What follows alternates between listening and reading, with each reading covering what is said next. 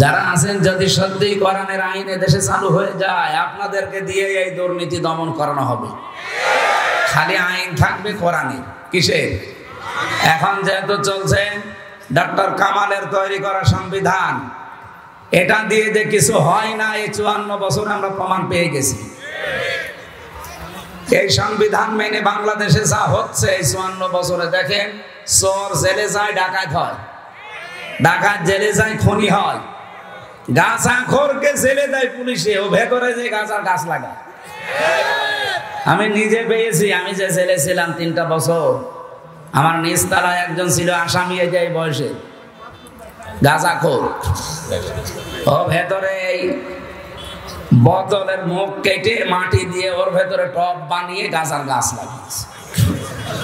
জেলার তো হিন্দু মানুষ দেবদুলাল এসে বলছে, এই বেটা তুই গাঁজার গাছ বীজ পেলি কোথায়?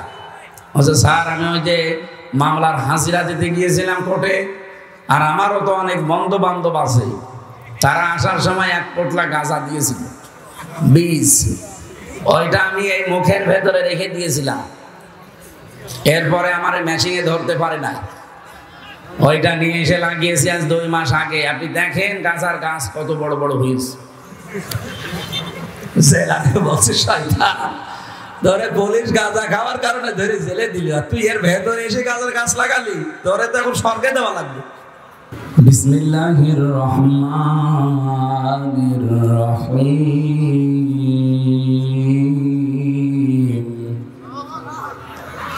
ইয়া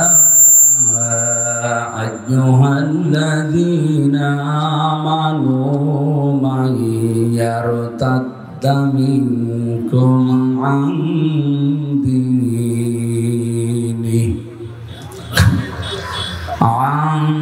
দীনিহি ফাসাউফা ইয়াতিল্লাহু বিকওমিন ইউহিব্বুহুম ওয়া ইউহিব্বুনা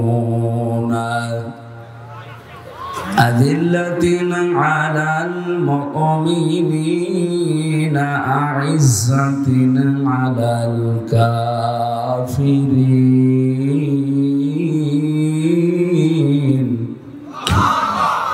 যালিকা ফাদলুল্লাহি ইউতিহি মান ইয়াশা। ইউজাহিদুনা ফি সাবিলিল্লাহি লা ইয়াখাফুনা লাওমাতা লাইম। যালিকা ফাদলুল্লাহি ইউতিহি মান ইয়াশা। ওয়াল্লাহু ওয়াসিউন আলীম। আল্লাহুম্মা সাল্লি আলা মুহাম্মাদ ওয়া আলিহি ওয়া সাহবিহি ওয়া বারিক ওয়া সাল্লিম। আলহামদুলিল্লাহ,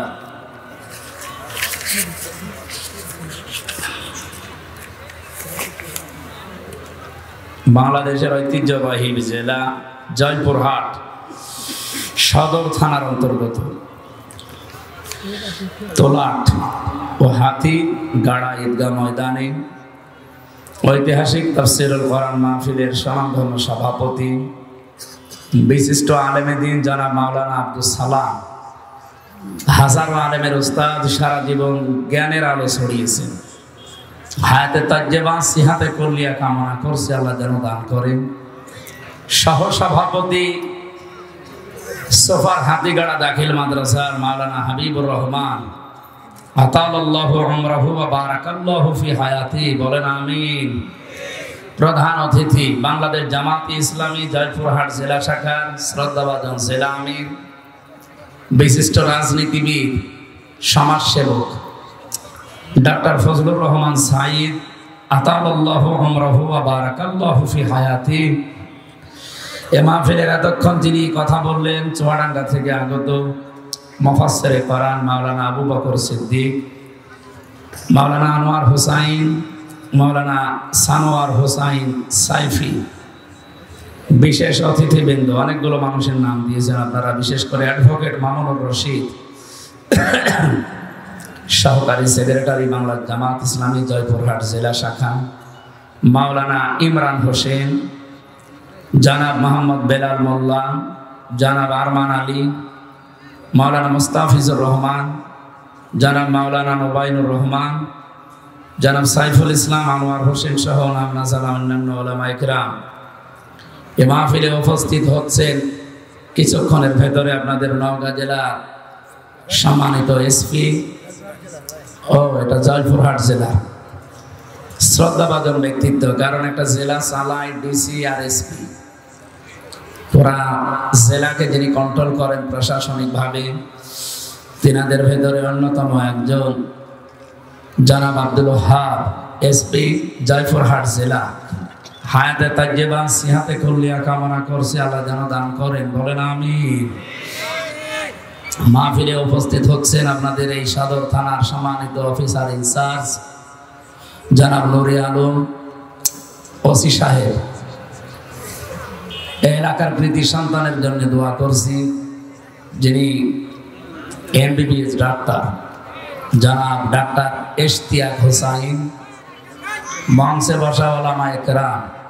এই আপনারা যদি কথা বলবেন আমারা তুলে দিলেন কেন? হ্যাঁ, সবাই মিলে কথা শুরু করুন। কথা বলা যাবে না ভাই, যেভাবে যে থাকে থাক, যার যেভাবে ভালো লাগে লাগুক। ও যদি শুয়ে পড়ে ভালো লাগে শুয়ে পড়ে, কত জায়গা আছে না শুয়ে পড়ে। মঞ্চে বসা ওলামা ইকরাম, সামনে বসা মুসলমান ভাইরা, পর্দার আড়ালের সম্মানিতা মা এবং বোনেরা, প্রশাসনের ভাইরা যারা এসেছে, যদি চেয়ার থাকে পাটি থাকে ওনাদের একটু বসতে দেন। সম্মানিত মানুষদের সম্মান করা লাগে। নবীজি হযরতে ওমর ফারুক রাদিয়াল্লাহু তাআলা আনহু, যার নাম শুনলে ওই জামানায় মানুষ ভয় পেত। এ লোকটা যখন কাফের ছিল, আল্লাহর নবীকে হত্যার জন্য এসেছিল, অথচ নবী নিজের চাদর দিয়ে বললেন বসো। এখানে সম্মানিত মানুষ যারা আসে, যে অবস্থারই হোক, প্রশাসনের ভেতরে এখনো পর্যন্ত অনেকের উপরে মানুষের রাগ আছে। এটা স্বাভাবিক, কারণ ওরা যেভাবে লাঠিয়াল বাহিনী হিসাবে ব্যবহার হয়েছে, আগামীতে প্রশাসন যেন কারো লাঠিয়াল বাহিনী হিসাবে ব্যবহার না হয়। আমার মনে হয় এদের বিভাগটা আলাদা করে দেওয়া দরকার। কোন নেতা গোতার কথা ওদের শোনার দরকার নেই, ওরা শুনবে জনগণের কথা, দেশের কথা। কিন্তু এই উল্টাপাল্টা মহিলা যা করে গেছে, এখন শোধ তুলতে হচ্ছে ওনাদের জীবনের উপরে। আমার কুষ্টিয়ার বাড়ির নিচতলায় আর 3 তলায় ভাড়া থাকতো প্রশাসনের 2 জন। এই 5 তারিখের পর থেকে যে কোথায় পালিয়েছে ও আল্লাহ জানে আর তারা জানে, কারণ তারা এই কাজগুলো করেছিল, আমরা নিজেরা দেখেছি। এরা কাজ ঠিক করেনি। আমার সামনে কুষ্টিয়ায় 16 জন মানুষকে মেরে ফেলেছে আমার সামনে। এগুলো আপনারা না করলেও পারতেন, যাক যেভাবেই করেছিলেন। এখন তো স্বাভাবিক হতে আপনাদেরও সময় লাগবে। আপনারা জানেন আজকেই প্রায় 42 জন ডিসি এসপি বাংলাদেশের বিভিন্ন জেলায়, যারা এই 3 নির্বাচনে বৈধ অবৈধভাবে হাসিনাকে টিকিয়ে রেখেছিল নির্বাচনের সময়, ডক্টর মোহাম্মদ ইউনূস সব এখন পাল্টিয়ে ফেলছে, অবসরে দিয়ে দিচ্ছে। তোরা চাকরিতে থাকা দরকার। বলছেন না আমি তো এখনো বয়স, বলে বয়স লাগবে না। চাচা এরশাদকে যেমন বলেছিল নির্বাচনের আগে যে আপনি অসুস্থ, বলছে কই আমি তো ভালো মানুষ। আরে না, আপনি অসুস্থ। জোর করে ওনাদেরকে তাই করা হচ্ছে, কারণ ওনারা এরকম কিছু করেছে। হাসিনা একা একা কিছুই করতে পারতো না যদি এই প্রেতাত্মাগুলো তাকে সাহায্য না করতো। গত 3 দিন আগে দেখেননি একটা ভিডিও ছেড়েছে হাসিনা ওখান থেকে, যে দোষ শুধু আমারই একা, আর কেউ কিছু করেনি। আমার ছোট বোন যে ৭৬,০০০ কোটি টাকা মেরে খেলো, সেখানে কিছু বলেন না। সবই দোষ আমার, আমার বোনের তো কেউ কিছু বলে না, তারও তো দোষ আছে। কি আপনাদের এটা কোন জেলা বিভাগ? এই বিভাগে আর একটা জেলা আছে পাবনা। পাবনা এই বিভাগে না? ওখানে রূপপুর পারমাণবিক কেন্দ্র। এই জায়গা থেকে হাসিনার এই বোন একটা প্রকল্প থেকে ৭৬,০০০ কোটি টাকা চুরি করেছে। একটা যদি এই হয়, আর বাংলাদেশে আরো কত বলেন তো? কি করেছে আপনি চিন্তা করতে পারেন? প্রতি বছরে বছরে তো এমনি 42,000 কোটি টাকা পাচার হতো। আর এক জায়গা থেকে যদি এই হয়, ইসলামপন্থী মানুষেরা এই দেশে একটা ব্যাংক দাঁড় করিয়েছিল, এই নিকৃষ্ট মানুষগুলো সেখান থেকেও 75,000 কোটি টাকা চুরি করেছে। হাত দেবেন কোন জায়গায়? যেটা ভালো মনে করতাম দরবেশ, ওটা 36,000 কোটি টাকা চুর। দরবেশ যদি এই হয়, তাহলে শয়তান গুলো কি করেছে? আর এক একজনের মন্ত্রীর বাড়ি হচ্ছে 620টা। ভূমি মন্ত্রী ছিল একজন, বাড়ি কয়টা? 620টা বাড়ি বানিয়েছে। কারেন্ট চলে গেল নাকি? আপনাদের নিশ্চয় থাকেন, ওনারা বিদ্যুৎ ঠিক করে দেবে। সুবহানাল্লাহ, আলহামদুলিল্লাহ, লা ইলাহা ইল্লাল্লাহ। যারা রাস্তাঘাটে আছেন, এখন বিভিন্ন জায়গায়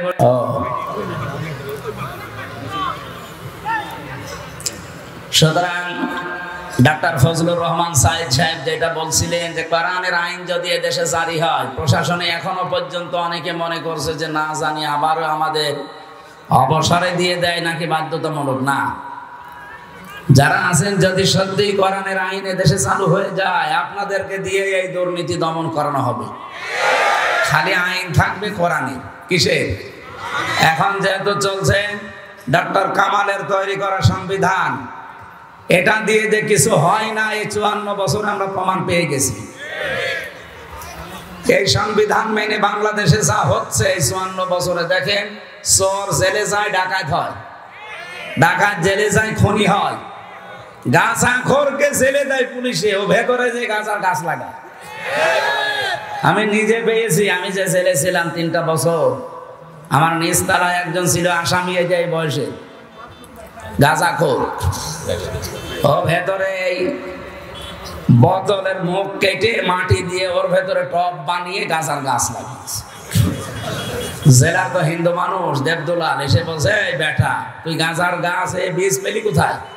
বলছে, স্যার আমি ওই যে মামলার হাজিরা দিতে গিয়েছিলাম কোর্টে, আর আমারও তো অনেক বন্ধু বান্ধব আছে, তারা আসার সময় 1 পোটলা গাঁজা দিয়েছিল বীজ, ওইটা আমি এই মুখের ভেতরে রেখে দিয়েছিলাম, এরপরে আমার মেশিনে ধরতে পারে না, ওইটা নিয়ে এসে লাগিয়েছি আজ 2 মাস আগে। আপনি দেখেন গাঁজার গাছ কত বড় বড় হয়েছে। জেলাকে বলছে শয়তান, ধরে পুলিশ গাঁজা খাওয়ার কারণে ধরে জেলে দিল, আর তুই এর ভেতরে এসে গাঁজার গাছ লাগালি, তোরে তো এখন স্বর্গে দেওয়া লাগবে। ডাক্তার কামালের তৈরি করা সংবিধান দিয়ে গাঁজাখোর ভালো হবে না, আরো গাঁজার গাছ লাগাবে। এক কথা বলে না কেন? সত্যি যদি দেশে সব মুক্ত করতে চান, এইটা লাগবে।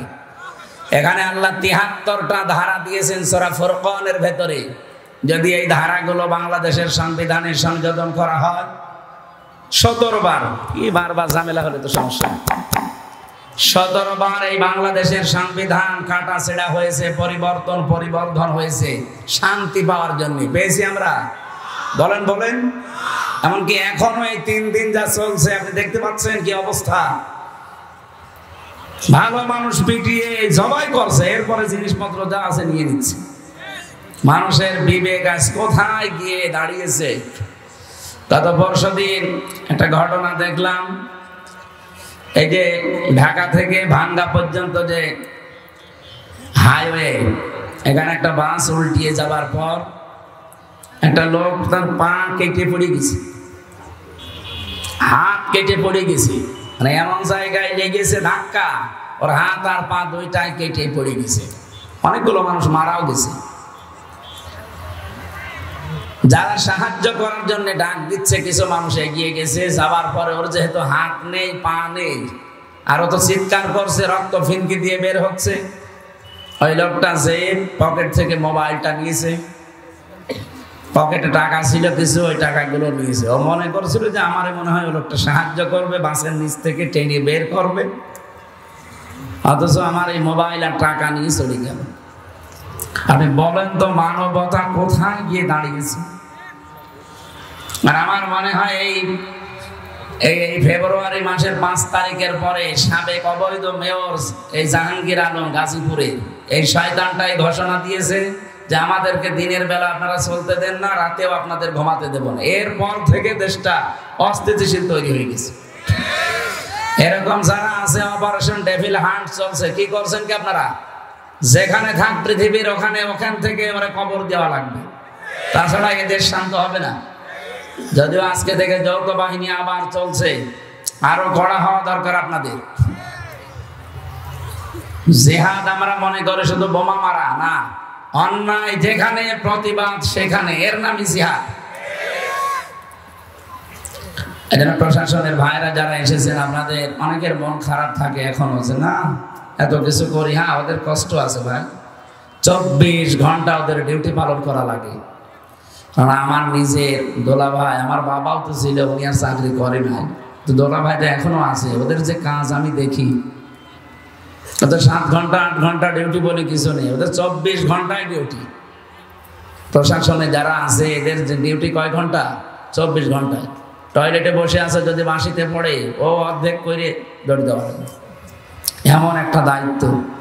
এই জন্য প্রশাসনে যারা আছেন, যে বিভাগেই হোক, যদি বিডিআর বলেন, আর্মি বলেন, পুলিশ বলেন, যে বাহিনীতে আপনারা আছেন, শুধু চাকরি মনে করবেন না, এটা একটা ইবাদত। কারণ 2 প্রকার চোখকে আল্লাহ জাহান্নামের আগুনে দেবে না। 1 প্রকার যারা আল্লাহর ভয় কাঁদে, 2 প্রকার যারা মানবতার জন্য রাত জেগে পাহারা দেয়।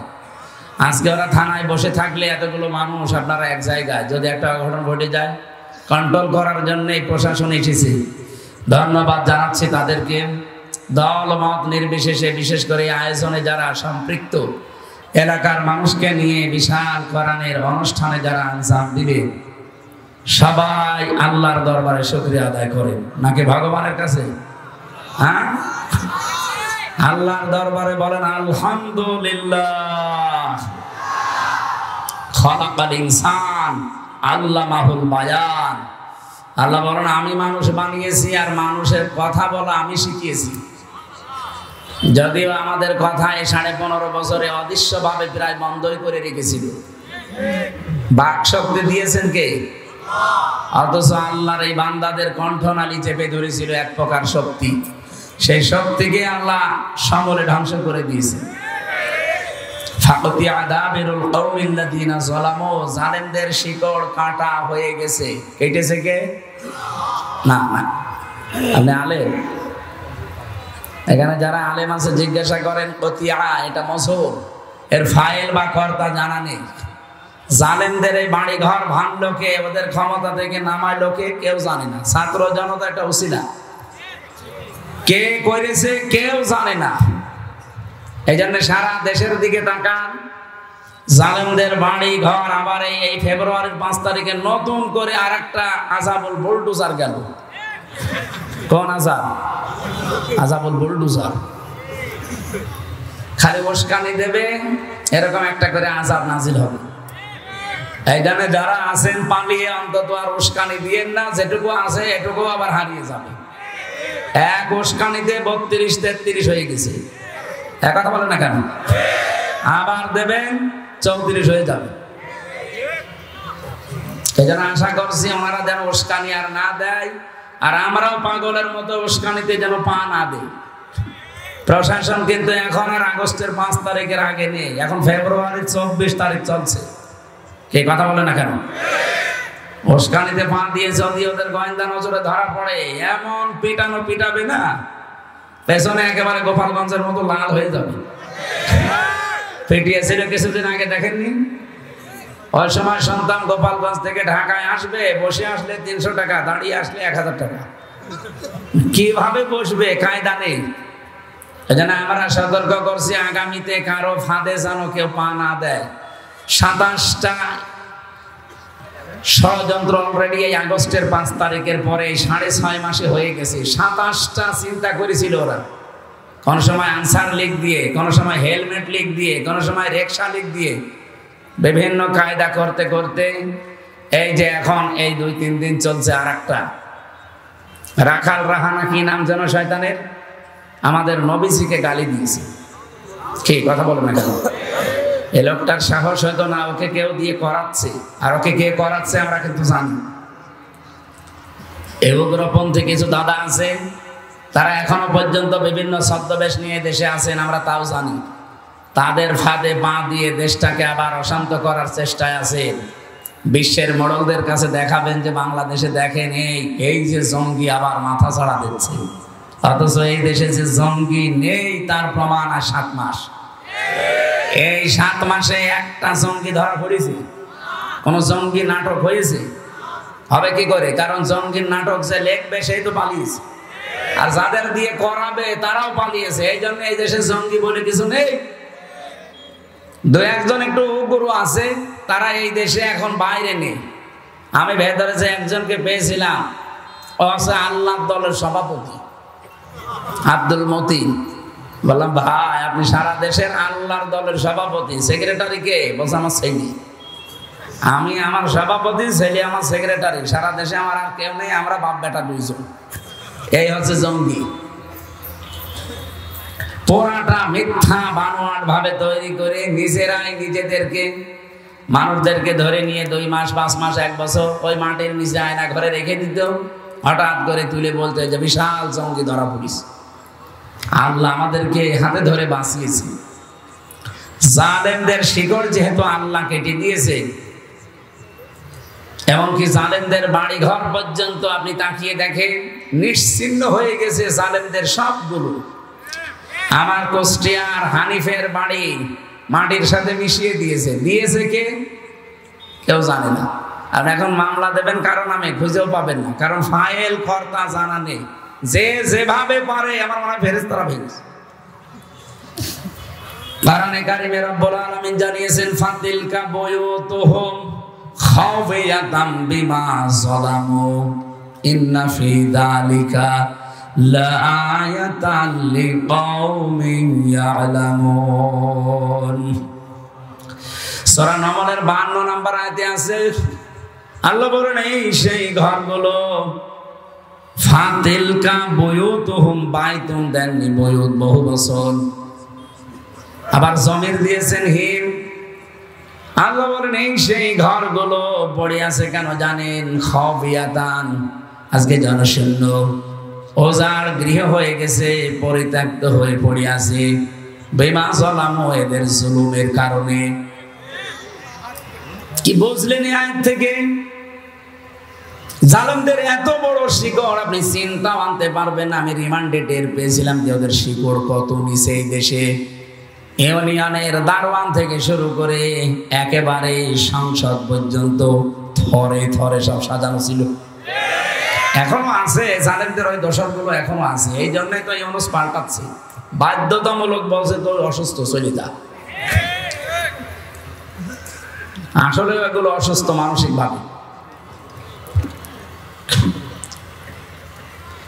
ওদের শিকড় এত নিচে ছিল, তারপরও যদি কেটে ফেলে, আগামীতে অনেকেই চিন্তা ভাবনায় আছেন আগে সিয়ার পাই, কি করবে না?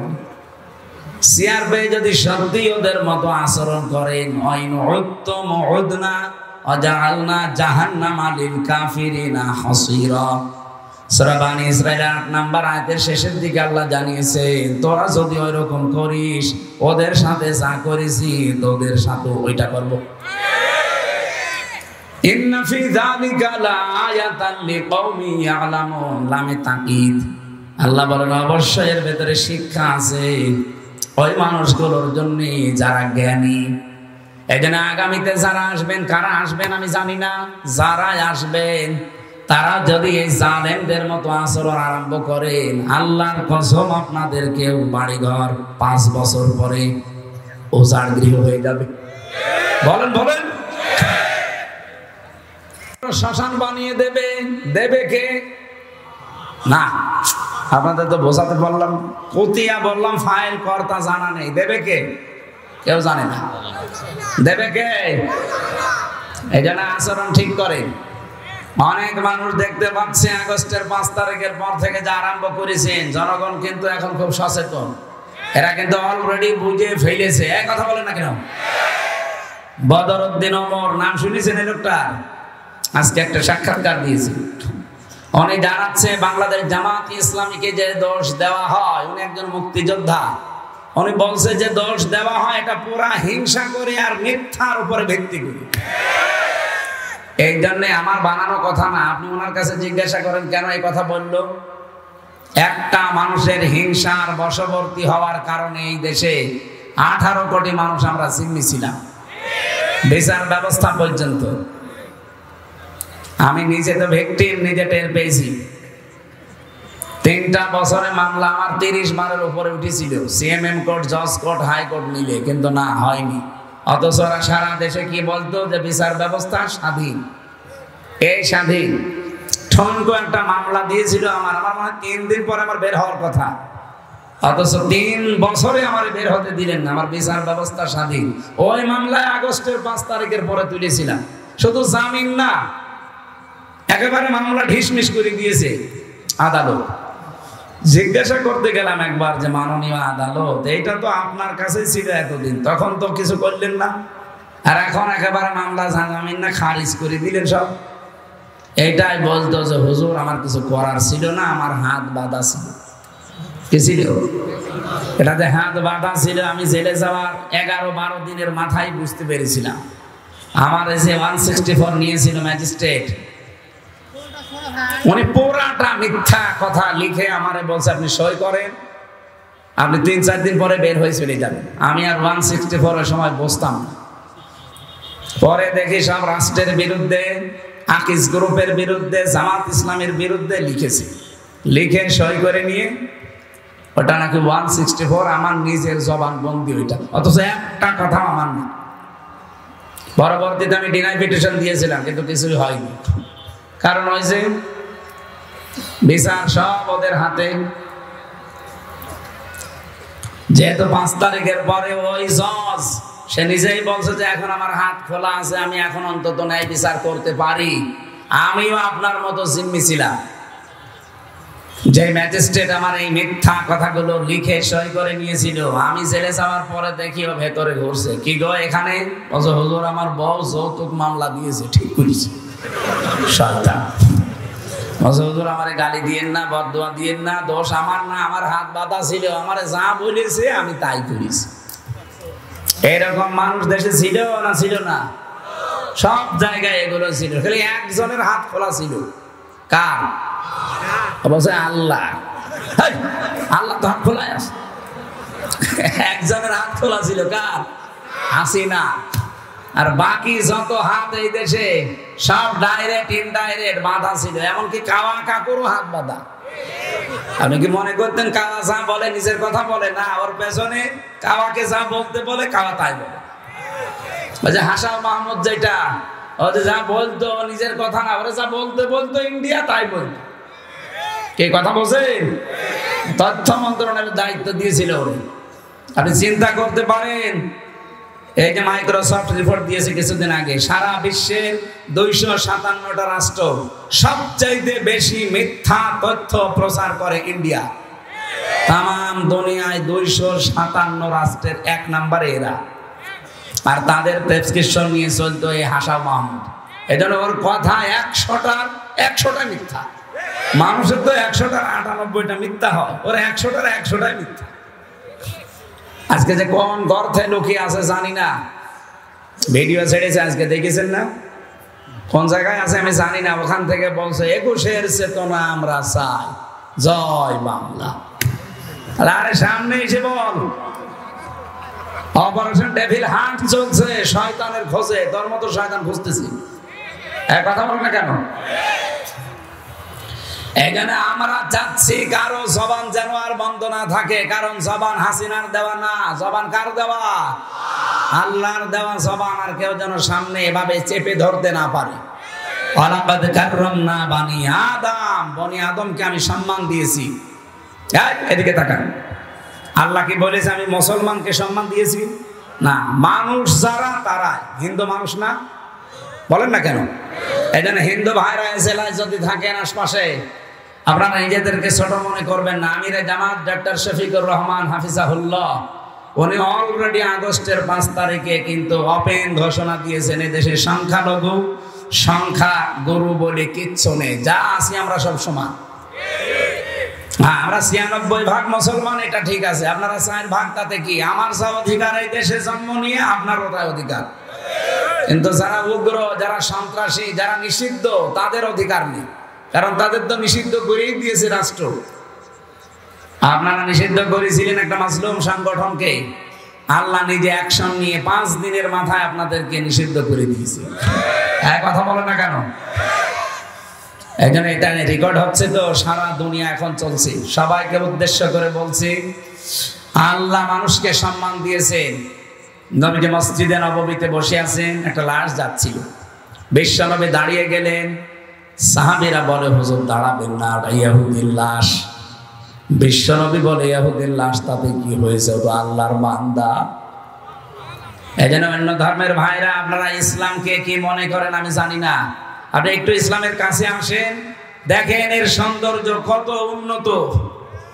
কয়েকদিন আগে এক বিসিএস ক্যাডার অধ্যাপক, ওনাকে বলেছিলাম, স্যার আপনার ইসলাম ধর্ম গ্রহণ করা লাগবে না, আপনার মুসলমান হওয়া লাগবে না, যদিও আমাদের ধর্মে কোনো বাড়াবাড়ি জোর জবরদস্তি বলেন না কেন? জোর জবরদস্তি থাকলে দেশে ৪ ভাগ হিন্দু থাকতে পারে? বলেন বলেন, কবে পিটিয়ে মুসলমান মানিয়ে ফেলতাম না? কিন্তু আমাদের ধর্মেই তো এটা নেই যে বাড়াবাড়ি করা, বলেন না কেন?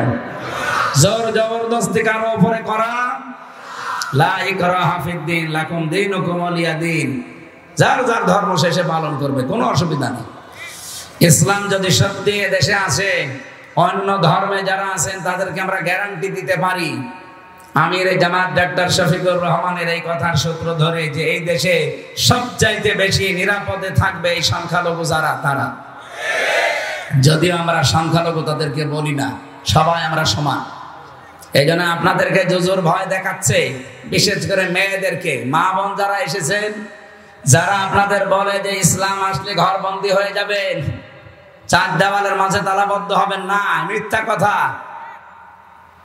এই জুজুর ভয় আপনি শুনবেন না। ইসলাম আসলে আপনি সবচাইতে বেশি অধিকার পাবেন, কারণ এই কোরআনে আপনারা দিয়েছেন, রাসূলুল্লাহ দিয়েছেন, পৃথিবীর কোন ধর্ম এটা দিতে পারেনি। ৪,৫০০ ধর্ম এখন দুনিয়ায়। কত বলেন বলেন? ৪,৫০০। কোন ধর্মে মেয়েদের এত অধিকার দেওয়া হয়নি যত অধিকার আল্লাহ ইসলামে দিয়েছেন। সুবহানাল্লাহ বলতে পারেন না? আর ওইটা যদি কায়েম হয় কি হবে আপনি টের পাচ্ছেন? আমরা তো ওইটা চাচ্ছি। আল্লাহ যেন জন্ম চোখে ওইটা দেখে মরার তৌফিক দেন, বলেন আমিন। আমি আবার স্মরণ করাচ্ছি, যারা উস্কানিতে পা দিচ্ছেন, কারো উস্কানিতে পা দেওয়া যাবে না। দেশটা শান্ত থাকতে দেন। আজকে রাতের ঘোষণা যা পাচ্ছেন, যদি সত্যি ঘূর্ণ অক্ষরও জানতে পারে আপনি দেশের বিরুদ্ধে, এই দেশের যৌথ বাহিনী কিন্তু নেমে পড়েছে, আপনাকে আস্ত রাখবে না। আর একবার যদি 4 দেওয়ালের মাঝে যান না, কোনো বাপ আপনাকে বাঁচাবে না। গত পরশুদিন আওয়ামী লীগের একজন গোপালগঞ্জ টঙ্গী পাড়ায় বাড়ি, ওনার এই অপারেশন ডেভিল হান্ট ধরা পড়েছে। ওনার গ্রামের একজন মনে হয় ওনার দোলা ভাই হবে। আমি ওই সময় যশোরে ছিলাম। আমার বলছে, হুজুর আপনি একটু সুপারিশ করেন যেন আমার দোলা ভাইরে ছেড়ে দেয়। আমি বলছি কি করতো? উনি আওয়ামী লীগের নেতা। আরে শয়তান, ওই নাম বলে আমি মার খাবো? আগে এই শব্দটাকে ইসলামপন্থীদের বিরুদ্ধে ওরা লাগিয়েছিল। এক কথা বলে না কেন? কেউ যদি এই দেশে ইসলামপন্থী যারা, বিশেষ করে জামাত ইসলামী, ইসলামী ছাত্র শিবির, ইসলামী ছাত্রী সংস্থা, এদের যদি কেউ ধরে নিয়ে যেত, আর যদি কেউ পরিচিত মানুষকে বলা হয়তো, ভাই একটু বলেন মামলা যেন একটু হালকা করে দেয়, শিবিরের জামাতের ওর নাম বলে আমার পদ হারাবো? আমার নিজের আপন চাচা চেয়ারম্যান, আমার দাদা চাচা মিলিত আওয়ামী লীগের চেয়ারম্যান, প্রায় 21 বছরের বেশি। একজন পটল তুলেছে আর একজন এই যে পালিয়েছে। আমি জেলে থাকাকালীন বাবা একবার বলেছিল যে তো নিজের, তো একটু তোর ওই হানিফ সাহেবকে বল যেন মামলাটা হালকা করে দেয়, কারণ সবই তো তারা চালাচ্ছে। বলছে না ভাই, আমি আমার পদ হারাবো, আমি এখানকার সভাপতি সেক্রেটারি। চিন্তা করে দেখেছেন নিজের আপনজন কি অবস্থায় ছিল, অথচ নিজেও জানতো যে একটা নিরীহ মানুষ, এর কোনো দোষ নেই, যে মামলা দিয়েছে পুরাটা মিথ্যা। মিথ্যার বিপক্ষে দাঁড়ানোর মতো কায়দা ছিল না 15.5 বছর। এখন ঠিক আল্লাহ এটা উল্টিয়ে ওদের বিপক্ষে কাজে লাগিয়েছে। এটা এমন কোন কাজ করবেন না যে চেয়ার হারিয়ে গেলে ওইটা আবার আপনার উপরে পড়ে। কি কথা বুঝতেছেন? এজন্য দল মত নির্বিশেষে দেশে আমরা সবাই মানুষ, ধর্ম আমাদের আলাদা থাকতে পারে, আমরা কি আরো জোরে বলেন? মানুষকে আল্লাহ সবচাইতে বেশি কি দিয়েছেন? সম্মান। ওয়ালাকাদ কাররামনা বানি আদম, বনি আদমকে আমি সবচাইতে বেশি সম্মান দিয়েছি। সুতরাং এই সম্মানিত মানুষদের সম্মান নিয়ে যারা এই 15.5 বছর সিনেমিনি খেলেছেন, সামনে আর কাউকে এটা খেলতে দেওয়া হবে না। বলেন বলেন। আল্লাহ সেরকম একটা দেশ যেন সামনে আমাদের উপহার দেন, আর দেবেন। এই কারণে আজকের তেলাওয়াত কিন্তু আয়াতে এই কথাগুলো আছে, খুব ভালো করে মনোযোগ সহকারে শুনবেন। সূরা মায়েদা 54 নম্বর আয়াত। কথা বুঝতেছেন?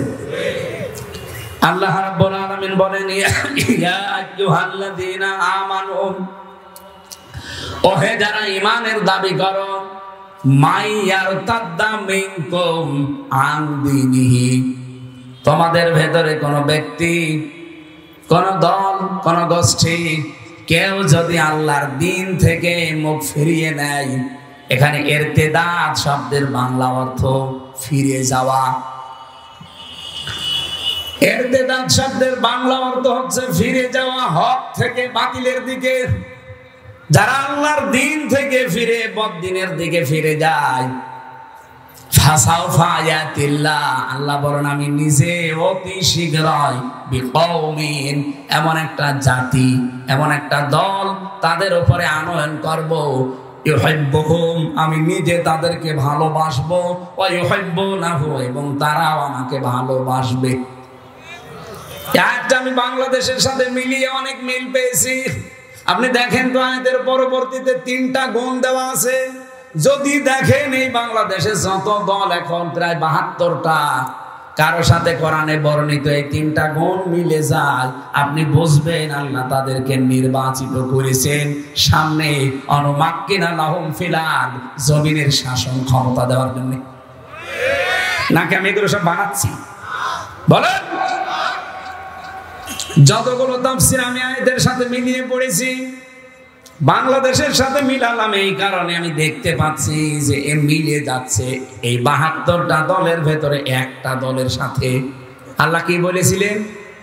যদি কেউ আমার দিন থেকে মুখ ফিরিয়ে নেয়, আমি আল্লাহর প্রথম কাজ হবে ফাসাউফা ইয়াতিল্লাহ। এখানে আলেম আছে, দাখিল মাদ্রাসা, আলিম মাদ্রাসা, যারা সোফার সহ সোফার বসে আছেন, দেখেন তো সাউফা শব্দটা আল্লাহ এখানে আনয়ন করলেন। সিন, সাউফা, কদ, লাম, আরবি গ্রামার যারা পড়ায়, এখানে 13টা আছে। কোন সেন্টেন্সের আগে যদি একটা আসে, বাংলা অর্থ দাঁড়ায় খুব তাড়াতাড়ি। আল্লাহ বলছেন অতি শীঘ্রই, খুব তাড়াতাড়ি, ইয়াতিল্লাহ, আমি আল্লাহ নিজে। এখানে ফাইল কর্তাকে আল্লাহ নিজে, আমি নিজে খুব তাড়াতাড়ি বিকওমিন, এমন একটা দলকে তোমাদের উপরে আমি নিয়ে আসবো, ইউহিব্বুহুম, যাদেরকে আমি আল্লাহ নিজে ভালোবাসি। সুবহানাল্লাহ বলতে পারেন না? ওয়া ইউহিব্বুনাহু, এবং তারা আমাকে সবচেয়ে বেশি ভালোবাসে। আগস্টের 5 তারিখের পরে আমরা বহু মানুষকে দেখতে পাচ্ছি, এর আগেও দেখেছি, এর পরে বেশিরভাগ দেখছি অনেকে দিন থেকে, ইসলাম থেকে সরাসরি মুখ ফিরিয়ে নিচ্ছে। কথা কি বুঝে বললেন নাকি আন্দাজে বললেন? আপনি কি দেখতে পাচ্ছেন বাংলাদেশে অনেকে ইসলাম থেকে, দিন থেকে মুখ ফিরিয়ে নিচ্ছে? তারা গালি দেয় জামাত ইসলামীকে। আরে ভাই, জামাত ইসলামী কি? সেটা দল। আপনি তারে গালি দেন কোন কারণে? আপনি তো সরাসরি আল্লাহকে, রসুলকে, ইসলামকে গালি দিতে পারছেন না, ওইটা এখন তুলছেন ওর উপর। জামাত ইসলাম হোক, চরমনাই হোক, আটরশি হোক, ইসলাম পন্থী যারা এই দেশে, বলেন তো এই মানুষগুলো কি তার বাবার কথা আপনাকে বলে? চরমনার পীর কোনদিন বলেছে যে আমার বাবা ছাড়া কেউ জান্নাতে যেতে পারবেন না? তিনি এই কথা বলে যে কোরআন হাদিস ছাড়া কেউ জান্নাতে যেতে পারবে না। জামাত ইসলামের কোন নেতা বলেছে যে আমার বাবাকে না মানলে জান্নাত পাবেন না? তাদের কথা এই যে কোরআন হাদিস না মানলে আপনি জান্নাত পাবেন না। কি বলেন বলেন? আল্লামা সাইয়্যিদ আবুল আলা মাওদুদী রাহমাতুল্লাহ আলাইহি, আল্লাহ রাব্বুল আলামিন জান্নাতের সর্বোচ্চ মাকাম তাকে দান করুন। আল্লাহর এই গোলাম বলেছিল, আমি ইসলাম মানতে গিয়ে দেখি নাই কোন বাবা কি বলেছে, কোন দাদা কি করেছে, কোন নেতা কি বলেছে, না আমি দেখেছি আল্লাহ কি বলেছে আর রাসূল কি করেছে। ইসলাম পন্থী যারা এদেশে সবার এই এক কথায়, এই কথা বলে না কেন? সবার এই এক কথা, এর বাইরে যদি কারো কথা থাকে তারে মানা যাবে না। কথা বুঝতেছেন আপনারা? আমি নাম ধরেই বলছি, এটা রেকর্ড হচ্ছে এই কারণে। চাঁপাইনবাবগঞ্জের বিএনপির একজন এমপি, সাবেক এমপি না, এটা অবৈধ এমপি, কারণ এই 15 বছরে যারা এমপি হয়েছে সবগুলো অবৈধ। এদেরকে এমপি বলা জায়েজ নেই, এদের মন্ত্রী বলাও জায়েজ নেই, কারণ এরা তো আমরা ওদের ভোট নেই, এরা জোর করে হয়ে গেছে। এই কথা বলো না কেন? এদেরকে আমরা ভোট দিতে পেরেছি। আমার 33 বছর বয়স, 18 বছর থেকে ভোট দিতে আরম্ভ করলে আমি 3 বার ভোট দিতে পারি, একবারও পারি নাই। তার মানে ভোট এদেশে হয়নি এই 3 বারে। এজন্য সাবেক এমপি, সাবেক মন্ত্রী এই 3 বারের যারা, তারা লিখবেন না, এতটুকু লিখবেন সাবেক চোর, না যদি আরেকটু বেশি লিখতে চান সাবেক ডাকাত। এর চাইতে বেশি কিছু লেখা আপনার জন্য জায়েজ নেই। এমনকি 15.5 বছরের রাষ্ট্রের যে ভাতা নিয়েছেন সব ফেরত দেওয়া লাগবে। এই কথা বলেন না কেন? এখানেও যিনি দায়িত্বে ছিলেন, এই যে হাসিনাকে হযরত বলে ডাকতো, কি জানো না?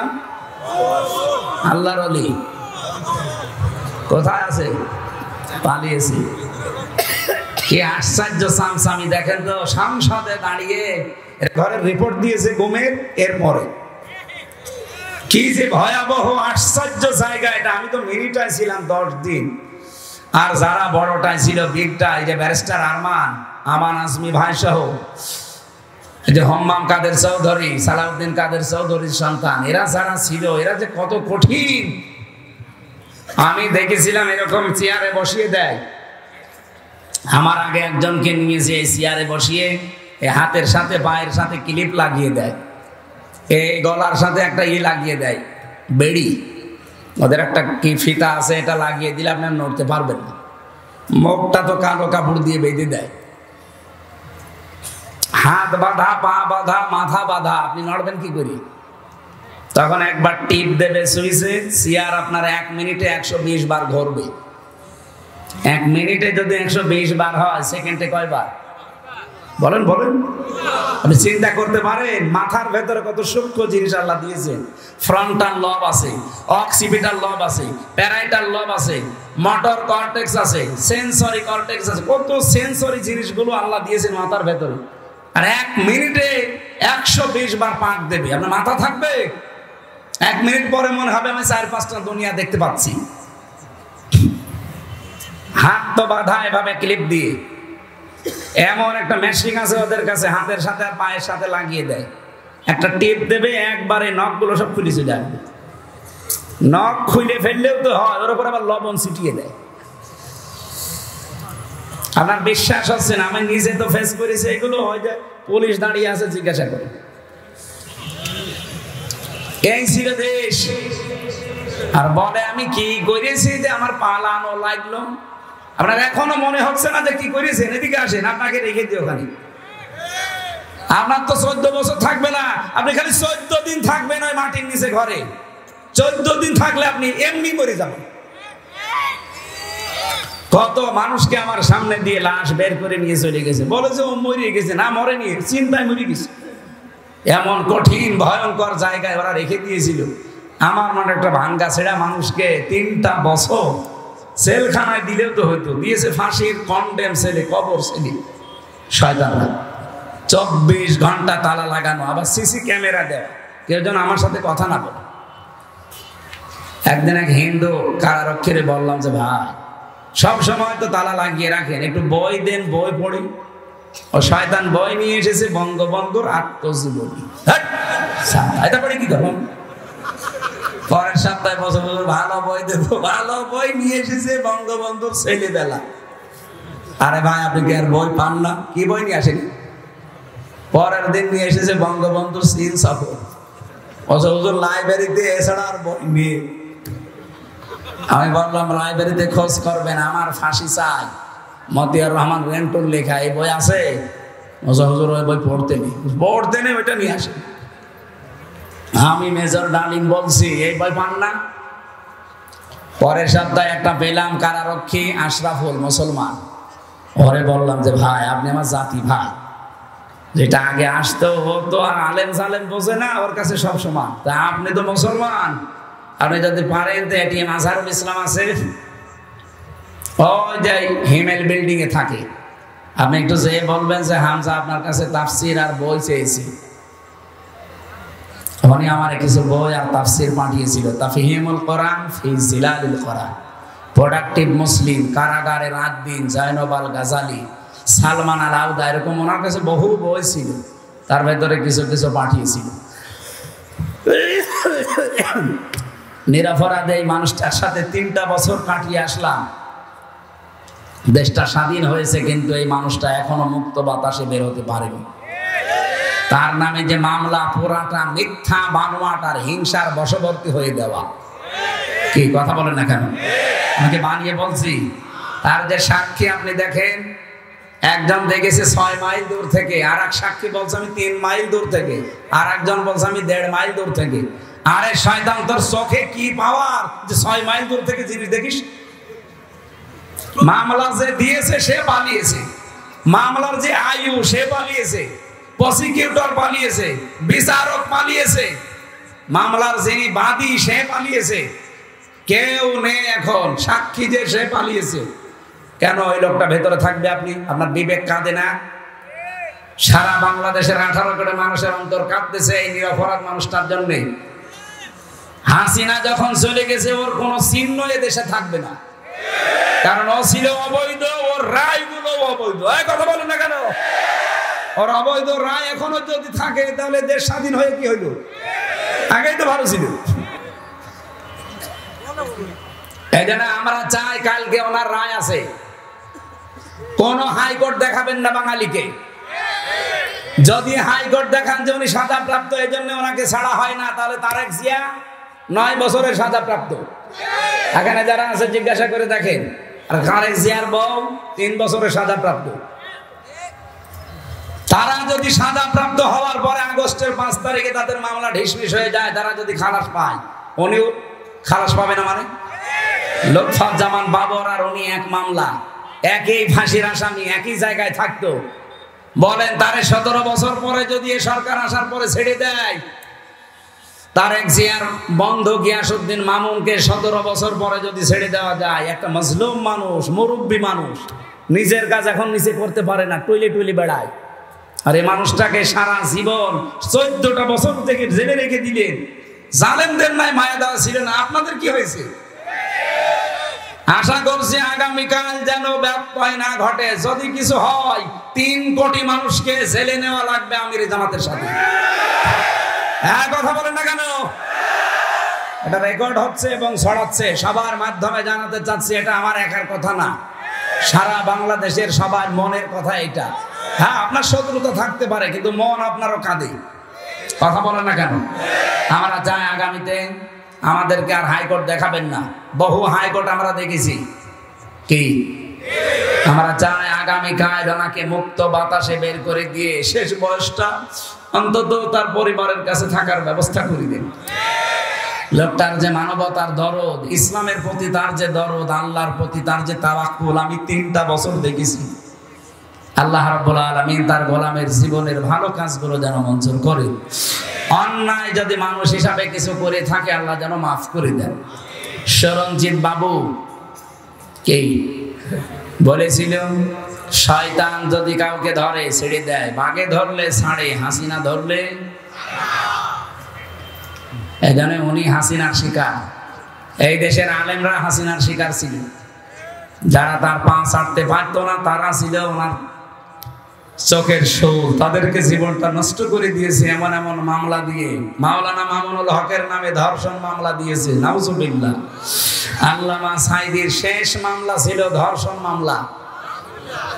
চিন্তা করতে পারেন আমার মতো একটা ভাঙ্গা ছেড়া হুজুর এই যে আগস্টের 5 তারিখের পরে কত মানুষকে তো পিটিয়ে অনেকে মেরে ফেলেছি। ঝিনাইদহতে একজনকে মেরে টাঙিয়ে রেখেছিল।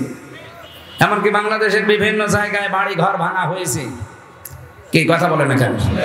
আপনার কি মনে হয় এখন যদি কেউ আপনাকে বলে যে আমির হামজা এই আগস্টের 5 তারিখে এই 10 জন মেয়েকে ধর্ষণ করেছে, আপনি বিশ্বাস করবেন? বলেন বলেন। যে অমুকের বাড়িতেও আগুন লাগিয়েছে, বিশ্বাস করবেন? আমার মতো একটা ভাঙ্গা ছেড়া আমারই আপনি বিশ্বাস করেন না। আল্লামা সাঈদীর বিরুদ্ধে উনি মানুষের বাড়িতে আগুন দিয়েছে, ও ধর্ষণ করেছে, আপনি এটা বিশ্বাস করেন কি করে? যে মহিলাকে সাজিয়ে নিয়ে এসেছিল ওই মহিলার অ্যাডভোকেট তাজুল ইসলাম জিজ্ঞাসা করছে, আল্লামা সাঈদী ধর্ষণ করেছে তোমাকে? বলছে জি হ্যাঁ। তোমার জন্ম তারিখ কত? 1975। ধর্ষণ করেছে কত সালে? 1971। অ্যাডভোকেট তাজুল ইসলাম ওই দিনই বলেছিল, মাননীয় আদালত পয়েন্টটা একটু লিখে রাখেন, এই মহিলার জন্ম 75-এ, ধর্ষিতা হয়েছে 71-এ। ওইটা কি রুহের জগতে? ওই দিনই মামলা ঢিসমিস হয়ে যাওয়ার কথা না? কিন্তু হয়নি। ওই যে বিচারপতি কালা মানিক, যার বিসি উড়ে গেছে, ওই শয়তান বলেছিল আল্লামা সাঈদীকে আমি ফাঁসি দিতে পারলাম না, এটা আমার জীবনের বড় আফসোস। এখান থেকেই তো বোঝা যাচ্ছে এগুলো সব বানোয়াট। এদের এই ট্রাইব্যুনালও বানোয়াট, এই বিচার ব্যবস্থাও বানোয়াট, ওই জজও বানোয়াট, বিচারপতিও বানোয়াট, সাক্ষীও বানোয়াট। নাই তো 75-এ জন্ম, 71-এ ধর্ষিতা হয়, কিসের কি? আরে ভাই অন্য একটা বাদ দিলাম, আমি তো আমার নিজেরটা তো জানি। আমারে দিয়েছিল আনসারুল্লাহ বাংলা টিমের প্রধান সারা বাংলাদেশে, অথচ সাদা যে কি আমি জানি না। তো এইরকম মিথ্যার উপরে সব চলতো। আমি কি একটু বানিয়ে বললাম? বলেন বলেন। আমরা নিরপরাধ মানুষটার মুক্তি চাচ্ছি শুধুমাত্র আমাদের ঈমানের দাবিতে। বিশ্বনবী মুহাম্মদুর রাসূলুল্লাহ সাল্লাল্লাহু আলাইহি ওয়াসাল্লাম 1399 জন মানুষকে তিনি শপথ বাক্য পাঠ করিয়েছিলেন হুদায়বিয়ার ওই গাছের নিচে বসে বসে। এই ঘটনা কোনোদিন শোনেননি? কি শুনেছেন আপনি? 1399 জনকে বললেন আমার হাতে হাত দাও। ওরা ওসমানকে মেরে ফেলেছে, একটা নিরপরাধ মানুষ ওসমান। এই নিরপরাধ নির্দোষ মানুষকে মেরে ফেলেছে, এই হত্যার বদলা না নিয়ে আমরা কেউ যাব না। দরকার হয় 1399 জন শহীদ হয়ে যাব। বিশ্বনবী যখন হাত ফেলে দিলেন সবাই হাত দিয়েছে। আল্লাহ পাক বলেন আমার নবী তখন নিজের বাম হাতটা উপরে তুলে দিলেন, ডাক দিয়ে বললেন সাহাবীরা, সূরা ফাতহার 18 নম্বর আয়াত এই মাত্র নাযিল হয়েছে, লাকাদ রাদিয়াল্লাহু আনিল মুমিনিন। আল্লাহ পাক বলেন অবশ্যই আমি আল্লাহ রাজি হয়ে গেছি, না রাজি হব, গেছি। রাদিয়া এটা মাঝি পাস্ট অতীতের শব্দ, এর আগে আবার লাকাদ আছে। আল্লাহ গ্যারান্টি দিয়ে বলছেন আমি কিন্তু রাজি হয়ে গেছি।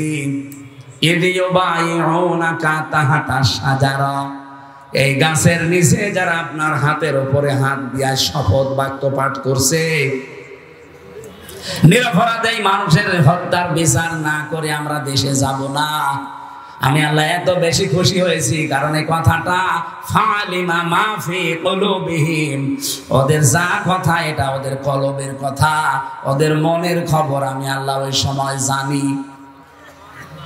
ফানজালাস সাকিনাতু আলাইহিম, আমি আল্লাহ তাদের উপর আমার সাকিনা নাযিল করলাম, প্রশান্তি নাযিল করলাম। ওয়াসাবাহুম ফাতাহান করিবা, তাদের জন্য একটা নিকটবর্তী বিজয়ের সুসংবাদ দিলাম। ও জয়পুরহাটবাসী, আমি শুধু বলার জন্য বলছি, শোনার জন্য শুনবেন তা না। এখান থেকে শিক্ষা কি? সাহাবা কেরাম ওই দিন 2টা ফরজ লঙ্ঘন করেছিলেন, একটা রোজা আর একটা হজ। নবীজি বললেন ইহরামের কাপড় খুলে ফেলো, পরবর্তীতে হজ আবার করে নেব। রোজা রেখেছো, রোজা ভেঙে ফেলো, আবার রোজা করে দেব। কিন্তু আজ নিরপরাধ মানুষকে ওরা মেরে ফেলেছে, এই নির্দোষ মানুষের হত্যার বিচার না করে মদিনা যাব না।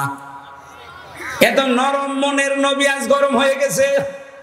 ডাক্তার শফিকুর রহমানের মতো মানুষও নরম মানুষ, হঠাৎ গরম হয়ে গেছে। এই কথা বলেন না কেন? আলটিমেটাম কালকে শেষ, কালকে শেষ।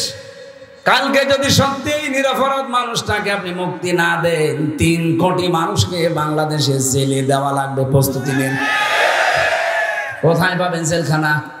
বাংলাদেশে যতগুলো জেল আছে সবচাইতে বেশি যদি মানুষ আটকিয়ে রাখেন 1,10,000 মানুষ আটবে, এরপর আটবে না। আপনি 3 কোটি মানুষ রাখবেন কোথায়? সুতরাং দেশটা যেন অশান্ত না হয়ে যায়, এই ছোট্ট বিষয়টাকে বড় করে না দেখে তাড়াতাড়ি কালকে ওনারে মুক্ত বাতাসে ফিরিয়ে দেন। হ্যাঁ, কথা বলেন না কেন? নবীজি যখন বাম হাত দিলেন, সাহাবী জিজ্ঞাসা করলেন, হে নবী, বাম হাতটা কিসের? আল্লাহর নবী বললেন, আজকের এই শপথ অনুষ্ঠানে আমার আল্লাহ রাজি হয়ে গেছে এই 1399 জন সবার উপরে। আমার ওসমান এখানে নেই, ওসমানের উপরও আল্লাহ তো রাজি হওয়া লাগবে, এই জন্য বাম হাতটা তুলে দিলাম, এটা আমার ওসমানের হাত। বাংলাদেশে 18 কোটি মানুষ কিন্তু রাস্তায় অলরেডি নেমে পড়েছিল এই বিক্ষোভ মিছিলে। আপনি দল মত ওখানে পাননি। আমি তো কুষ্টিয়ায় দেখলাম লক্ষ লক্ষ মানুষ রাস্তায়, এখানে দল মত নেই।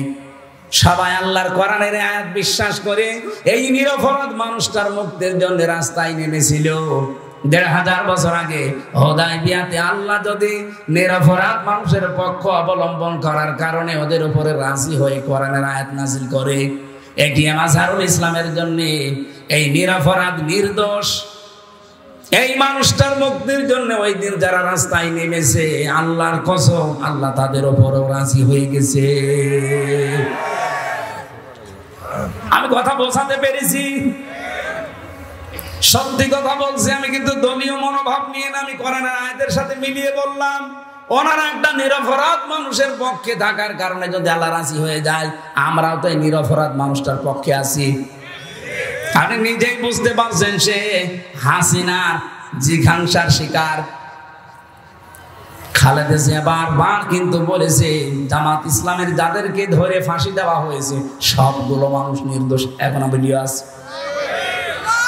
আর আপনি হঠাৎ করে আগস্টের 5 তারিখের পর থেকে কিছু কিছু মানুষ দেখলি ফিরে যাচ্ছে, নাম দিচ্ছে গালি জামাত ইসলামকে। আরে ভাই, জামাতকে তো আপনি গালি দেন না, আপনি তো গালি দেন আল্লাহকে, রসুলকে আর ইসলামকে। বলে ইসলাম নিয়ে নাকি আমরা ধর্ম ব্যবসা করে খাই। আরে শয়তান, সারা জীবনই আমাদের এই পোশাক আশাক চরিত্র একই আছে। ধর্মের নামে যদি ব্যবসায় দেশে কেউ করে খেতে চায়, যারা শুধু ভোট আসলে টুপি মাথায় দেয় তারা। আজকে লুৎফুজ্জামান বাবরের বক্তব্য শুনেছেন, একটা জনসভা হচ্ছিল। উনি বলছে, আমি জেলখানায় 17 বছরে যাবার পর আমার সাথেও ছিল লোকটা 2 মাস। আমি যে ইমান এনেছি, আমার মতো ইমান আমার মনে হয় দেশের সবাইকে জেলে দেওয়া দরকার, তাহলে আমার মতো এরকম শক্ত ইমানদার হবে। আসলেও তাই।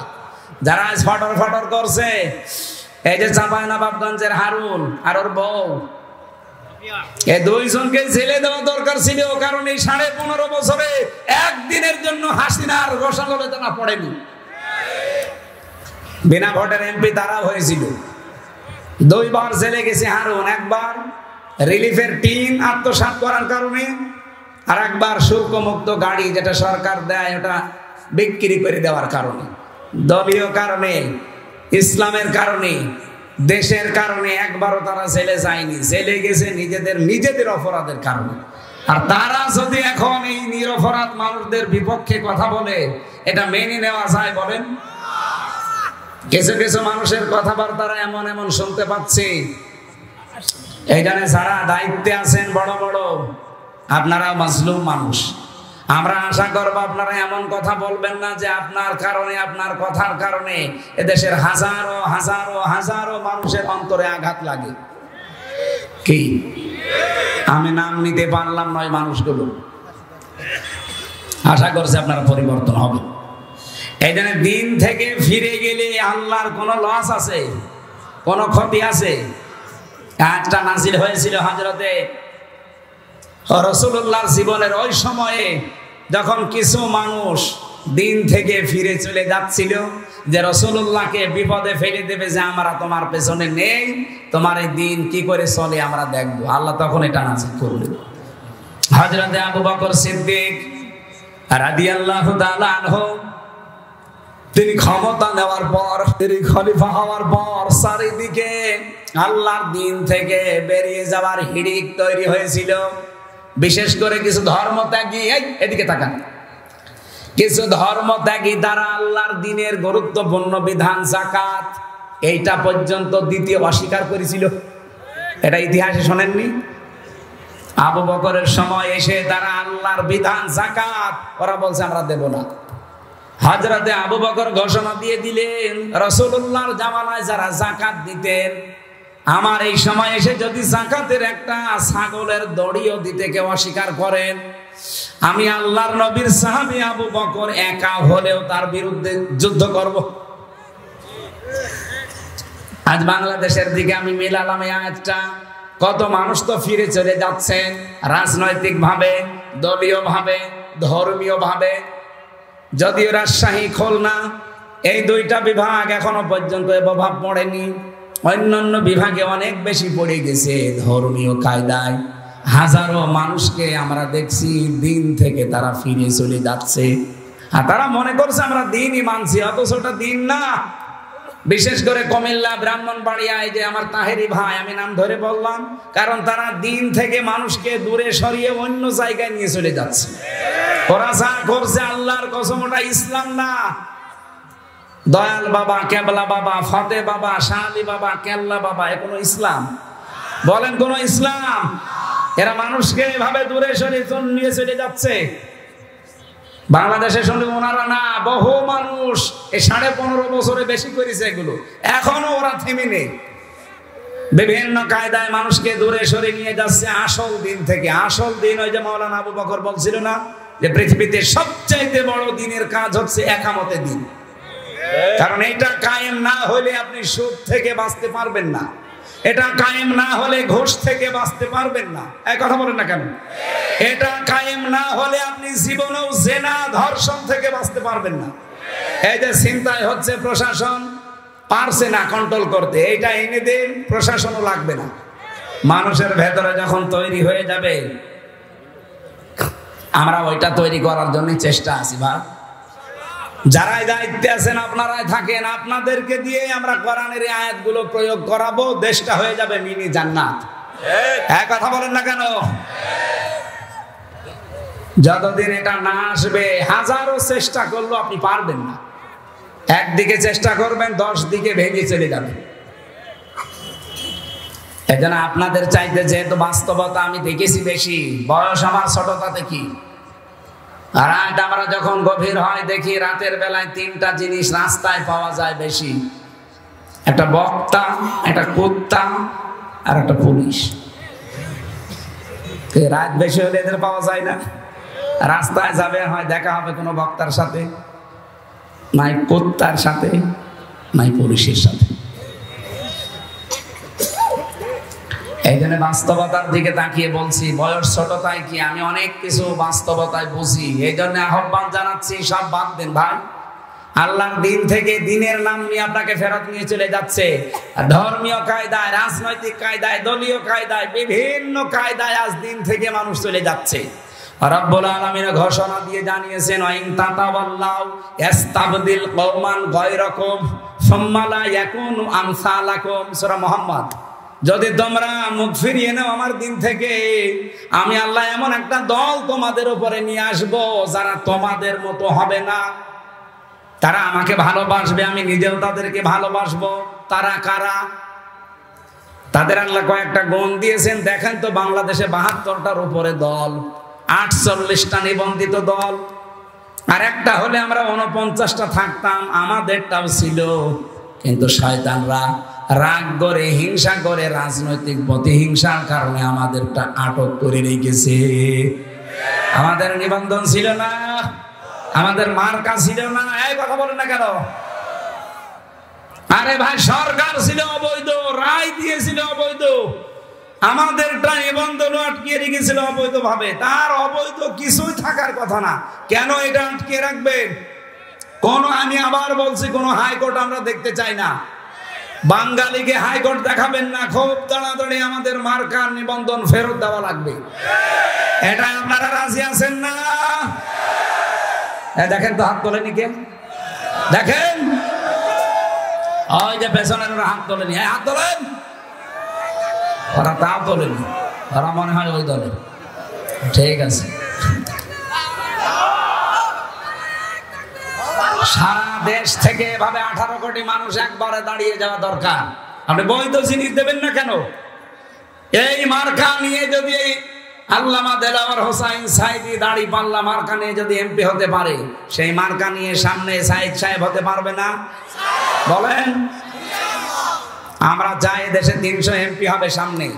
151 জন মানুষ জানো ফজলুর রহমান সাইদের মতো বুকে কোরআন নিয়ে সংসদের সামনে যেতে পারে।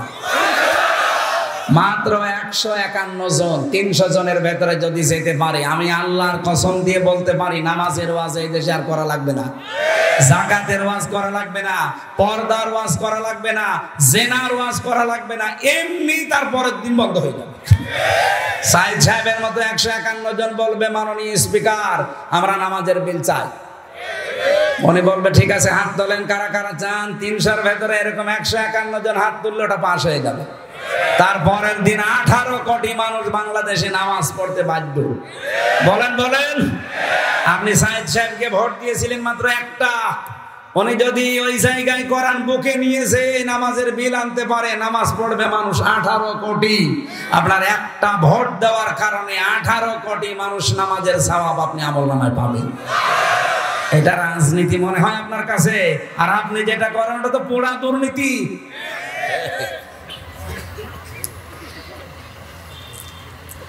হ্যাঁ, ক্ষমতার জন্য কেউ যদি লালায়িত থাকে তাকে ভোট দেওয়া যাবে না। কিন্তু এমন এমন জায়গা আছে যেখানে ক্ষমতা চেয়ে নেওয়া জায়েজ আছে। হযরত ইউসুফ ক্বালা জাআলনি আলা খাযাইনিল আরদি ইন্নী হাফিজুন আলীম। হযরত ইউসুফ আলাইহিস সালাম বলেছিলেন, বাদশা খাদ্যের দায়িত্বটা আমারে দেন, আমি সংরক্ষণ করতে পারবো। সুতরাং বাংলাদেশে অর্থনৈতিকভাবে আল্লাহর ওলি কারা, এদেশ কিন্তু প্রমাণ পেয়ে গেছে। আপনি যা মনে করেন, রাগ করেন, খুশি হন, আমারও তো দেখার দরকার নেই। বাস্তবে আমি বলছি, বাংলাদেশে রাজনৈতিকভাবে এবং অর্থনৈতিকভাবে আল্লাহর ওলি হচ্ছে জামাত শিবির। আপনি দেখেন 4 আনা এদিক ওদিক পাবেন না, তার প্রমাণ এখনো ইসলামী ব্যাংক। সুতরাং এরা যে প্রমাণ দিয়ে দিয়েছে যে অর্থনৈতিক ভাবে এরা আল্লাহর ওলি, 4 আনা এদিক ওদিক হয় না। এদের 2 জন মন্ত্রী ছিল, এখনো পর্যন্ত তাদের মাটির বাড়ি উপরে টিন। মন্ত্রী মাটির বাড়ি উপরে টিন, 26টা টাকা বেঁচেছিল, ওটা আবার ফেরত দিয়েছে। আর আপনি মন্ত্রী, 620টা বাড়ি আপনার। এই জন্য অর্থনৈতিক ভাবে যে কারা আল্লাহর ওলি, এটা কি আর প্রমাণ দেওয়া লাগবে? এইরকম মানুষ যদি দায়িত্ব চেয়েও নেয় তাও দেওয়া যায় আছে, কারণ তারা সংরক্ষণ করতে পারবে। কথা বলেন না কেন? আর আমরা চাই এই দেশটা যেন এইভাবে সংরক্ষিত হয়। কেন নামাজের ওয়াজ করা লাগবে দেশে? কেন যাকাতের ওয়াজ করা লাগবে? ও মা বোনেরা পর্দায় থাকো কেন বলা লাগবে? খালি এরকম মানুষগুলো 151 জন একটু পাঠিয়ে দেন, ওয়াজও করা লাগবে না, এমনি মানুষ মেনে নেবে। আইন আমরা তৈরি করতে পারছি না, কারণ এরকম মানুষ আমরা নেই। ওখানে যা আছে আল্লাহর আইনের পক্ষের লোক নেই। এই জন্য আগামী থেকে যেহেতু এরকম একটা সুযোগ আসতেছে, অনেকে দেখছি এখন দিনের দিক থেকে মুখ ফিরিয়ে চলে যাচ্ছে। আল্লাহ বলেন, আমি একটা দল নিজে তৈরি করছি, ওই দলের গুণাগুণ যার সাথে মিলবে আপনি সেই দলে যোগ দেবেন। কয়টা গুণ? 3টা। বলেন বলেন, আরো জোরে বলেন। আদিল্লাতিন আলাল মুমিনিন আইজ্জাতিন আলাল কাফিরিন। আল্লাহ বলেন প্রথম গুণ হবে ওই দলের লোকদের, তারা নিজেদের ভেতরে পরস্পর রহম দিল হবে, কমল হৃদয়ের হবে। কোথায়? আমার বাড়ি কুষ্টিয়া। কোথায় বাড়ি? এটিএম আজহারুল ইসলামের বাড়ি রংপুর বদরগঞ্জ। কত দূরের মানুষ আমরা? প্রায় 350 কিলোমিটার দূর। এরপরও আপনি দেখতে পারেন নিজের আপন ভাইকে আমি যতটুকু ভালো না বাসি, তার চাইতে দ্বীনের কারণে, ইমানের কারণে, ইসলামের কারণে আজহারুল ইসলামকে তার চাইতে 100 গুণ বেশি ভালোবাসি। কেন এটা তৈরি হয়েছে? আল্লাহ বলেন, আজিল্লাতিন আলাল মুমিনিন, তারা মুমিনদের প্রতি হবে রহম দিন। এটা তৈরি করে দিয়েছে কে? আরো জোরে। আপনি দেখেন একামতে দিনের দায়িত্বে সারা বাংলাদেশে যারা আছে মনে হয় তারা সবাই এক ভাই, অথচ নিজের আপন ভাই ইসলাম মানে না, দিন মানে না, তাকে আমি জানের শত্রু মনে করি শুধু ইসলামের কারণে। এক কথা বলেন না কেন? আযিল্লাতিন আলাল মুমিনিন আ'ইজ্জাতিন আলাল কাফিরিন। কাফেরদের প্রতি তারা হবে কঠোর, ভয়ঙ্কর। আগস্টের 5 তারিখের পরে এই দেশে ইসলামের বিরুদ্ধে কোনো কথা বলার সাহস কেউ দেখালে সবচাইতে বড় কড়াকড়ি ভূমিকা পালন করে দেশের একামতে দিনের কর্মীরা এবং ইসলামপন্থী যারা, তারা। আপনি দেখেন অন্যদের চাইতে এরা কড়াকড়ি বেশি, কারণ এরা কোরআনের আয়াত মেনে চলে। ইউজাহিদুনা ফি সাবিলিল্লাহ, তারা আল্লাহর রাস্তায় জিহাদ করে।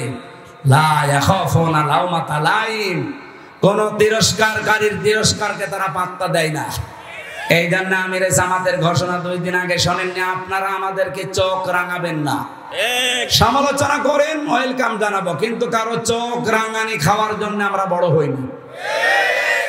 আমরা দিনের কাজ করছি আল্লাহর দিকে তাকিয়ে, কারো তিরস্কারের ভয় আমরা পাই না। কে আমাকে ভালো বলবে, কে আমাকে যুদ্ধ অপরাধী বলবে, দেশ বিরোধী, ওটা আমার দেখার দরকার নেই। আমি কাজ করছি কার জন্যে? বলেন বলেন। এই যে 3টা গুণ বললাম, বলেন 73টা দল এখন বাংলাদেশে, 72টা, কোন দলের ভেতরে 3টা গুণ বেশি পাওয়া যায় আপনি বলেন। আল্লাহ বলেন এই মানুষগুলোকে আমি ভালোবাসি, তারাও আমাকে ভালোবাসে। যালিকা ফাদলুল্লাহ, এটা আল্লাহর অনুগ্রহ। ইউতিহি মাইয়াশা, যাকে তাকে আল্লাহ দেয় না, যাকে পছন্দ করে তাকে দেয়। আল্লাহু ওয়াসিউন আলিম, এবং আমি আল্লাহ প্রশস্ত প্রাচুর্যময়। এই আয়াতের পরের আয়াতে আল্লাহ 3টা গুণ দিয়েছেন। এদিকে তাকান, আপনাকে আমি কোরআন দিয়ে শোনাচ্ছি, আমার বাবার কথা না। আল্লাহ পাক যেই দলকে নিজে নিয়ে আনবেন বলছেন, ফাসাউফা ইয়াতিল্লাহ বিকওমিন, আল্লাহ বলেন এমন একটা দলকে আমি নিয়ে আনবো, এই দলকে আমি অনুমাক্কিনা লাহুম ফিল আরদ, জমিনের শাসন ক্ষমতা দেব। কেন দেব জানো?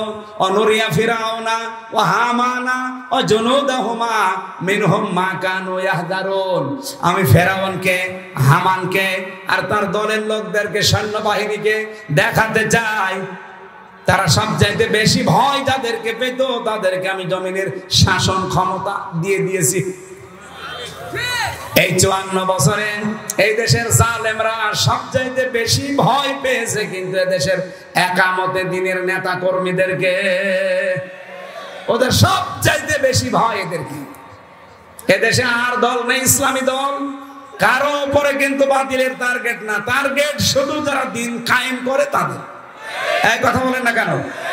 আল্লাহ বলেন মিনহুম মা কানু ইয়াহদারুন, ওরা সবচেয়ে বেশি ভয় যাদের পেত তাদেরকে আমি ক্ষমতা দান করলাম। সে আল্লাহ এখন নেই। উনি যেহেতু আয়াতে বলছে আমি দান করব, ফাইন্না হিজবাল্লাহি হুমুল গালিবুন, আমার দল এরাই হবে গালেব সামনে।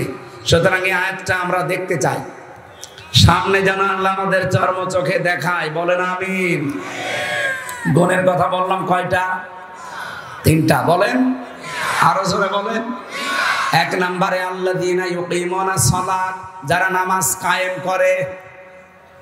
নামাজ কায়েম কিন্তু এই জিহাদের কাজ না, সাইদ সাহেবের কাজ না, নামাজ কায়েমের দায়িত্ব রাষ্ট্রের। কথা বলেন না কেন? আল্লাযীনা ইম্মাক্কান্নাহুম ফিল আরদি আকামুস সালাহ, আমি যদি এরকম মানুষদেরকে দায়িত্ব দেই, শাসন ক্ষমতা পেয়েই তারা নামাজের বিল কায়েম করবে। সুতরাং বাংলাদেশে যারা নামাজ কায়েম করতে চায়, 1 নাম্বার গুণ। 2 নাম্বারে যাকাত, যারা যাকাত দিতে চায়। বাংলাদেশের যাকাত আদায়ের দায়িত্ব কি আমার? রাষ্ট্রের। কার? বলেন বলেন। তাহলে এই দেশ যদি ইসলামের হাতে তুলে না দেন, যাকাত ভিত্তিক অর্থনীতি কায়েম হবে? আজ বাংলাদেশে ব্যাংকিং ব্যবস্থার দিকে তাকিয়ে দেখেন তো, ইসলামী ব্যাংকে যে নিয়ম নীতিগুলো মেনে চলে, সব ব্যাংকে যদি এই নিয়ম নীতি থাকতো, সুদের মতোই মারাত্মক গুনাহ মায়ের সাথে জেনা করা লাগতো না। সুদ খাওয়া আর মায়ের সাথে জেনা করা সমান। কে কথা বলেন না কেন? আমরা ইসলামী অর্থনীতির মুশারাকা, মুদারাবা, মুরাবাহা, বায়ে সালাম, বায়ে ইস্তেসনা, বায়ে মুআজ্জাল, ওয়াহেদা, এরকম 28টা নিয়ম আছে ইসলামী ব্যাংক যেগুলো মেনে চলে। বাংলাদেশের সোনালী, রূপালী, চৈতালি ব্যাংক আছে, ওটাও হবে। যত রকমের ব্যাংক আছে, সোনালী, রূপালী, এরপরে অগ্রণী, চৈতালি, সব ব্যাংকে যদি ইসলামের এই অর্থনীতি আমরা কায়েম করে দিতে পারতাম, মায়ের সাথে জেনা করার গোনা থেকে বাঁচতে পারতাম। অথচ এই গোনা বাংলাদেশে এখন নেই। বলেন বলেন, এখানে অনেকে বসে আছে, এই যে টাকা ছেড়ে রাখেন, 1000 টাকা ছেড়ে দিলে মাসে মাসে 200 টাকা বেশি দেয়। এই নিয়ম নীতি নেই এলাকায়। এটা যারা করছেন, এটা মায়ের সাথে অলরেডি আপনি জেনা করছেন, এটা ছেড়ে দেওয়া লাগবে।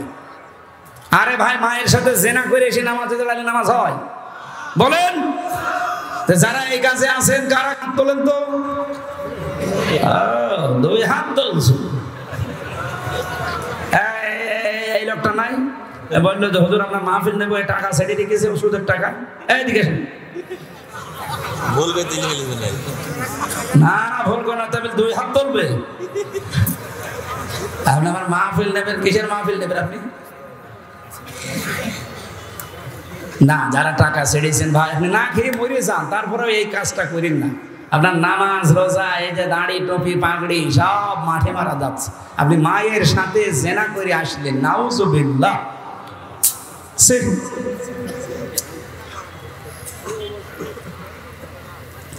3 নম্বরে অহম রাকিউন, যারা রুকুকারীদের সাথে রুকু করে। রুকুকারী কারা? এখানে জামাতবদ্ধ হয়ে নামাজ পড়ার কথা আছে তাফসিরে। যারা জামাতে নামাজ আদায় করে, বাংলাদেশে বললাম 72টা দল, আমি নাম ধরে বলছি আপনাদের বোঝার জন্য, রেকর্ড হচ্ছে, সারা দুনিয়া যাচ্ছে। এদেশে একটা শুধু দল আমি পেয়েছি, আপনি জামাতে নামাজ পড়েন না একা একা পড়েন, ওটা আবার লিখে রাখা লাগে। এরকম একটা দল নেই। কোরআনের সাথে যা মেলে আমি তো তাই বলবো, এর সাথে মেলে না আমি আপনার নাম বলবো কি করে? কারণ আপনি হচ্ছে চাঁদাবাজি করে খান, আপনার নামে কোনো আয়াত কোরআনে আছে? আছে, আপনার বিপক্ষে আছে। কথা বলবেন না কেন? হুজুর আমার বিপক্ষে যেন বলবেন না, তাই আপনার পক্ষে বলার মতো কোনো কথা তো পাই না, কারণ আপনার বউ চলে বেপরদায়। কথা বলেন না কেন? একজন ওয়াজ করছিল, রুহুল আমিন ভাই বসে, ইমামতি করতে গেছি, সুদের আয়াত পড়ে সুদের কথা বললাম। ওরে আল্লাহ, ওই মসজিদের সভাপতি হচ্ছে সুদখোর, টাকা ছেড়ে রাখে, টাকা আসে, এরকম সভাপতি দেশে নেই। উনি নামাজের পরে বলছে, হুজুর আমি নিয়ে আসলাম আপনারে, আর আপনি আমারই বাঁশ দিলেন। আমি যে একটু হালকা পাতলা সুদ খাই, এলাকার মানুষ জানে, তাই বলে আপনি মসজিদে বলবেন? আপনার আমি বাদ দিয়ে দিলাম। ও বলছে আমি একটু উপশহরে ইমামতি নিলাম, ওই জায়গায় তেলাওয়াত করলাম পর্দার আয়াত। পর্দার আয়াত পড়েছি, এখন মসজিদের সেক্রেটারি ওর বউ ব্যারাকে চাকরি করে।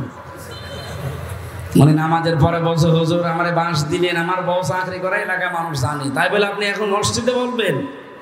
ইমাম সাহেবকে সেক্রেটারির কথা বলেছিল, আপনারা আমি রাখবো না, যান। ওখান থেকে চলে গেলাম গ্রাম অঞ্চলে ইমামতি করতে। ইমামতি করতে গিয়ে দাঁড়িয়েছি, মনে করলাম আজকে আর বাংলায় কিছু বলবোই না, শুধু আরবিতে বলবো, যেন না বুঝি। আরবিতে ওই যে খুতবা আছে, খুতবা দিয়ে নামাজে দাঁড়ালাম। মনে করলাম এমন সূরা তেলাওয়াত করবো যেন সবাই মনে করে যে না, এই ইমাম সাহেব ঠিক আছে। কানে হাত দিয়ে যেহেতু তেলাওয়াত আরম্ভ করেছি নামাজে, সূরা ফাতিহা শেষ, তেলাওয়াত করলাম সূরা ইয়াসিন। ইয়াসিন আল কোরআনিল হাকিম। বেশ ভালোই চলছিল। নামাজ শেষ হওয়ার পরে ক্যাশিয়ার ডাক দিয়ে বলছে, হুজুর আমি মসজিদের ক্যাশিয়ার, টাকা আমি আপনাকে দেব। অথচ প্রথম দিন এসে আপনি কি করলেন? মসজিদের সভাপতির নাম ইয়াসিন, আর ওর বাপ মরে গেছে, নাম হাকিম। আপনি প্রথম দিনই বাপ বেটার নামে সূরা পড়ে দিলেন। আমি যে ক্যাশিয়ার, আমার নামে কোনো সূরা নেই। আগামী সপ্তাহে যদি আপনি আমার নামে সূরা না পড়েন, আপনার আমি রাখবো না। চিন্তা করছে, শহরে গেল ইমামতি, উপশহরে গেল, গ্রামেও চলে যাবে, কি করি, সূরা কোথায় পাই? মনে মনে একটা সূরা বানালাম। সামনের সপ্তাহে নামাজ পড়ালাম সূরা ফাতিহার পরে ওই সূরা দিয়ে। সূরা ফাতিহা শেষ, এবার তেলাওয়াত করা আরম্ভ করলাম। কারণ ওই ক্যাশিয়ারের নাম হচ্ছে বাবর। বাবর নামে কোনো সূরা আছে? টান দিলাম, ইয়া আইয়ুহাল বাবর আনতা কালবন ও আবুহু খিনজির জাদ্দুকা হিমার ফাইন্নাহুম লাজাহিলুন। টান যখন দিয়েছে মনে করছে সূরা মনে হয় ঠিকই পড়ছে। তেলাওয়াত শেষ হয়ে গেলে নামাজের পরে বলছে হুজুর খুব সুন্দর হয়েছে, আমার নাম কি সুন্দর করে বললেন, ইয়া আইয়ুহাল বাবর। তা আপনি এই সূরার অর্থ বলেন। ইমাম সাহেব বলছে এর বাংলা অর্থ হচ্ছে, হে বাবর নিশ্চয় তুই কুকুর। তোর বাবা হচ্ছে শুকর, তোর দাদা গাধা, তোর 14 বংশ মূর্খ। একটা সূরা হইল। আপনাকে এত কিছু নাম ধরে বলার পরও যদি বলেন না আমার নামে কিছু পড়ে না, আমি আপনার নামে পাবো কোথায়? আপনি এমন দল করেন যে দলে নামাজ লিখে রাখা লাগাতো দূরের কথা, নামাজই পড়া লাগে না। কিন্তু আমি এমন দলের কথা বলছি যে দলে নামাজ পড়বেন একা না জামাতে, ওইটাও লেখা লাগে। আবার পরের মাসে দেখানো লাগে যে এই দেখেন আমি নামাজ জামাতে পড়েছি এই কয়েক। তো যদি সত্যি আপনার জামাতে নামাজ না থাকে আপনাকে থেট দেওয়া হবে, আগামী মাসে সংশোধন হবে। এই কথা বলছেন না? এটা একটা বিশ্ববিদ্যালয়ের মতো। কোরআনের আয়াতের সাথে যে তিনটা, আমি তিনটাই মিলিয়ে ফেললাম। কারণ নামাজ কায়েমের আন্দোলন করে দেশে একটা মানুষ, যাকাত ভিত্তিক অর্থনীতি কায়েম করার জন্য চেষ্টা চালায় একটা দল, জামাতের সহিত নামাজ আদায় করার জন্য উদ্বুদ্ধ করে একটা দল। তা আমি আপনার নাম পাবো কোথায়? আল্লাহ পাক বলেন এইভাবে যে মানুষগুলো তিনটা গুণ অর্জন করবে, আমি আল্লাহ তাদেরকে নিজে পছন্দ করে তোদের উপরে নিয়ে আসবো, তাদেরকে আমি আল্লাহ এদেশের ক্ষমতা দেব। আল্লাহ যেহেতু বলছে, এটা মিথ্যা হবার সম্ভাবনা বলেন বলেন। এই জন্য দিন দিন ইসলামের জোয়ার কিন্তু তৈরি হয়ে গেছে অলরেডি। আমরা আগস্টের 5 তারিখের আগে দেখতাম এই দেশে মানুষ 100 জনের 15 জন বলতো আমরা ইসলাম চাই। আর এখন এই যে ফেব্রুয়ারির 18 তারিখ, আজকে তো 24 তারিখ, 18 তারিখ একটা জরিপ পেয়েছিলাম, এদেশের 100 জনের 66 জন মানুষ বলছে আমরা এদেশে ইসলাম কায়েম চাই। আপনি আর কিছুদিন চাইতে দেন, 6 মাস 10 দিন 15 দিনের ব্যবধানে যদি এই পরিবর্তন হয়ে যায়, আর 6 মাস যেতে দেন, এদেশের 100 জনের 100 জন মানুষ বলবে আমরা এদেশে ইসলাম চাই। এই জন্য অনেক মুনাফিকের মাথা খারাপ হয়ে গেছে, বলছেন না আমরা কিচ্ছু চাই না, নির্বাচন চাই। আরে ভাই নির্বাচন তো চাবেন, 100 জনের 90 জন এখনো পর্যন্ত ওই জালেমদের দোসররা দায়িত্বে আছে। তো এগুলো পরিবর্তন করা লাগবে না? এসপি সাহেব আসতেছে। আপনাদের জেলার সর্বোচ্চ দায়িত্বশীল আমাদের অভিভাবক এই জয়পুরহাট জেলার শ্রদ্ধাভাজন এসপি স্যার জনাব আব্দুল ওয়াহাব, আল্লাহর নামে নাম, আল্লাহ রাব্বুল আলামিন তার গোলামকে সঠিকভাবে জেলার দায়িত্ব যেন পালন, ইবাদত হিসাবে পালন করার তৌফিক দেন। আমি একটা সিয়ার দিন, সুবহানাল্লাহ আলহামদুলিল্লাহ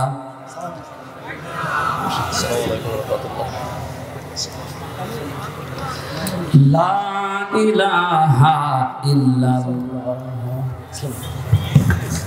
মুহাম্মাদুর রাসূলুল্লাহ। এই বসো বসো বসো। নূর আলম ভাই ওসি, আমাদের ওসি সাহেব এসেছে, এসপি সাহেব এসেছে। আপনাদের কিছু ফর্মালিটি আছে, একটু করেন। আমরা 1-1.5 মিনিট সময় দিচ্ছি, করেন। সম্মানিত মানুষদেরকে সম্মান দেওয়া ইমানের দায়িত্ব দেন।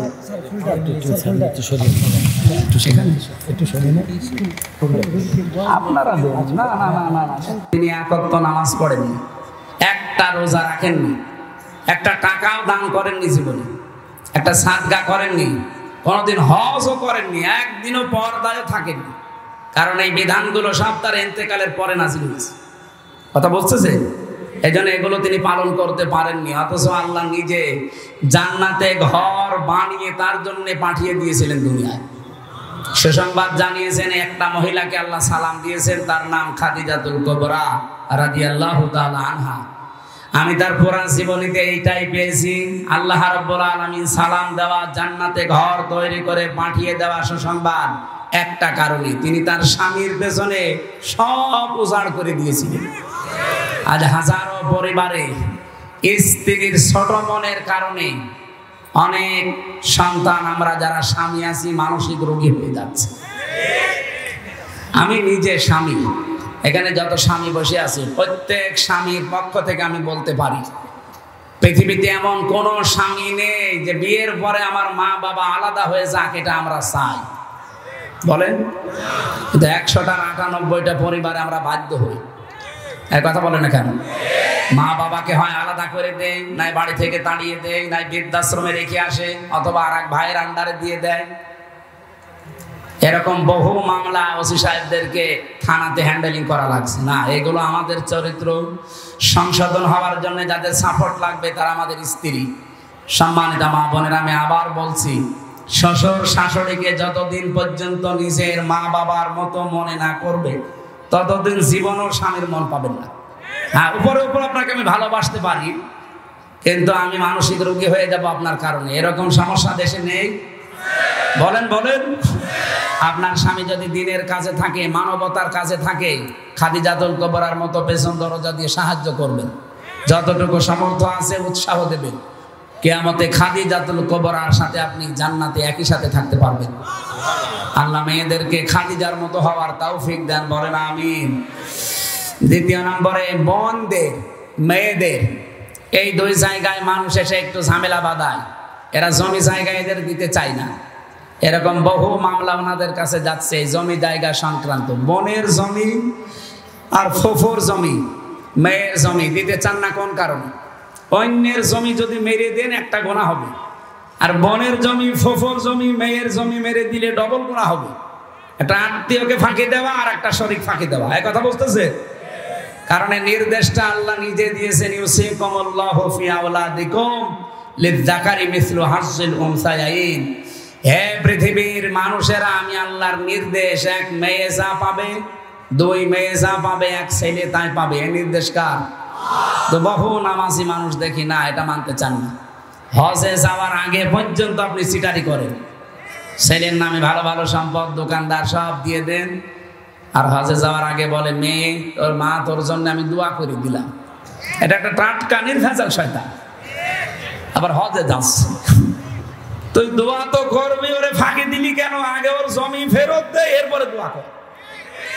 সুতরাং জমি জায়গার বিষয়টা খুব খেয়াল রাখবেন। শুধু নামাজ পড়ে রোজা রেখে কালো বোরকা পরে জান্নাতে যেতে পারবেন না। যারা শরীক ফাঁকি দেন তাদের দুইটা অপরাধ আল্লাহ সঙ্গে সঙ্গে লেখে। এক নম্বরে, ওই দিন থেকে আপনার যত ইবাদত বন্দেগী সব কবুল হওয়া বন্ধ হয়ে যায়। দুই নম্বরে, যখন মারা যাবেন আপনি ঈমান পাবেন না, বেঈমান হয়ে মরবেন। শরীক ফাঁকি দেওয়া মানুষ বাংলাদেশে নেই? আরো জোরে বলেন। এই যে যারা ফাঁকি দিলেন, সে যে বিভিন্ন ভাবে ভোটের অধিকার যারা নষ্ট করলেন, বলেন। আমি এক ওসি সাহেবকে পেয়েছিলাম জেলখানায়। উনি আমার মাঝে মাঝে বলতো, হুজুর আমি একটা তওবা করেছিলাম, আমার তওবাটা কত দূর হইল আপনি দেখেন তো। আচ্ছা, কি তওবা? আচ্ছা, নির্বাচনে আমি বাইরে ছিলাম, এই যে ভোট গেল, এই ভোটে আমি বাইরে ছিলাম। আমি রাত 12টার পর থেকে আমার যা লোকজন আছে এদেরকে নিয়ে ভোট কাটা আরম্ভ করলাম, ফজর পর্যন্ত। বাক্সগুলো ফজরের আজান হয়ে গেল, সব বিভিন্ন জায়গায় পাঠিয়ে দিলাম। আমি গোসল করে আসলাম, 2 রাকাত তওবার নামাজ পড়লাম, আর বললাম আস্তাগফিরুল্লাহ। আমার তওবা হয়েছে, যে কোরআন শরীফ আমার সামনে। এইভাবে আমি ফাঁসির কন্ডেম ছেলে ছিলাম, আমার সাথে দেখা করতে যে এই কথা বলছিল। উনি এখন বের হয়েছে। আমি বলছি, না, আপনি তো আর আল্লাহর কাছে অপরাধ করেননি যে আস্তাগফিরুল্লাহ পড়ছেন, আপনি অপরাধ করেছেন হামজার কাছে। কারণ একটা এমপি বানাতে 3.5 লাখ 4 লাখ হামজা লাগে, তাদের ভোট আপনি একাই সব করে দিলেন। মাপ যদি পেতে চান, আগে যাদের অধিকার নষ্ট করলেন তাদের কাছে যে বলেন যে আমার ভুল হয়ে গেছে, এখন কি করবেন করেন। কিন্তু মারাত্মক বিষয় হচ্ছে, আপনি যতদিন জেলে আছেন, আপনার তো 8 বছর জেল, এই যতদিন জেলে আছেন, জেল থেকে বের হয়ে দেখবেন যে অনেক হামজা মরে গেছে। কি আপনি তাদের কাছে ক্ষমা চাবেন কি করে? এই জন্য কোন জালেমের হুকুম মানতে গিয়ে, জালেমকে টিকিয়ে রাখতে গিয়ে নিজের আখেরাত যেন আমরা নষ্ট করি না ফেলি। আমি কথা কি বোঝাতে চেয়েছি? বোঝা গেছে? আগামীতেও যদি এরকম কিছু আসে, কাউকে খুশি করতে গিয়ে, শান্তি দিতে গিয়ে নিজের আখেরাত নিজে নষ্ট করেন না। আপনার বউ আপনাকে যতই ভালোবাসো, যে বলেন তো যে আমি একটু বাম হাতের ইনকাম করি, হালকা পাতলা একটু গোনা হয়, এই গোনা কি তুমি নিবা? বলছে বিয়ে করেছেন আপনি, কি খাওয়াবেন আপনি জানেন। সুতরাং ওর খুশির জন্য, ওর আনন্দের জন্য আপনি বাম হাতের ইনকাম করবেন কেন? যতটুকু পারেন আপনার যা আছে ডান হাতের ইনকাম নিয়ে চলার চেষ্টা করেন। কেউ কারো জন্য উপকার করতে পারবে না কিয়ামতে, আর কেউ কারো আপনও না। সবগুলো দুনিয়াটা আল্লাহ বানিয়েছেন একটা ধোঁকা। দুনিয়া কি? আমার পূর্বপুরুষ যারা, আমি 3 পুরুষ চিনি। আমার বাবা রিয়াজউদ্দিন, তার বাবা জাহান আলী, তার বাবা নমাজ আলী, এরপরে আমি চিনি না। সত্যি কথা বলছি, আমি চিনি না, আর আমি জানিও না। এখন বলেন তো এই যে নমাজ আলীর বাবা কে? আমি জানি না। এই মনে করেন তার নাম হযরত আলী। এখন এই লোকটা খুব বেশি হলেও 61 বছর আগে মরে গেছে। আমি হিসাব করে দেখলাম মাত্র 61 বছর আগে। এই লোকটা যদি এখন কুষ্টিয়ায় এসে বলে যে এই 2 তলা বাড়ি আমার, আমি এই জমি জায়গায় এই ভিটা মিটা সব আমি বানিয়েছিলাম, আমি এখানে থাকতে চাই, আপনারা বলেন আমি ওরে উঠতে দেব? কিসের নমাজ আলীর বাপ আপনি? আমি তো নমাজ আলীকে চিনি না। আমাকে বেশি বললাম? এটা হবে। এই জন্য যাদের জন্য যা করছেন এগুলোই কিন্তু মারাত্মক শত্রু হয়ে দাঁড়াবে সামনে। এই জন্য কারো জন্য কিছু করতে গিয়ে আপনি অলরেডি নষ্ট করেন না। এটা পাগল ছাড়া কেউ করে না। আমি এখন মারা গেলে সত্যি কথা বলছি, বাড়ি নিয়ে যাবেন, আমার বউকে যদি বলেন হামজা মরে গেছে পাহারা দেন, ও বলবে না, জিন আসবে। পাহারা দিতে হলে 3-4 জন দেন, একসাথে দিই। সকাল হলে আমার কবরে দিয়ে দিন। কবরে দিয়ে হয়তো 2-3 দিন খুব কান্নাকাটি করবে, এত শখের স্বামী আমার মরে গেল। হয়তো 7 দিন আরো বেশি কান্নাকাটি করবে।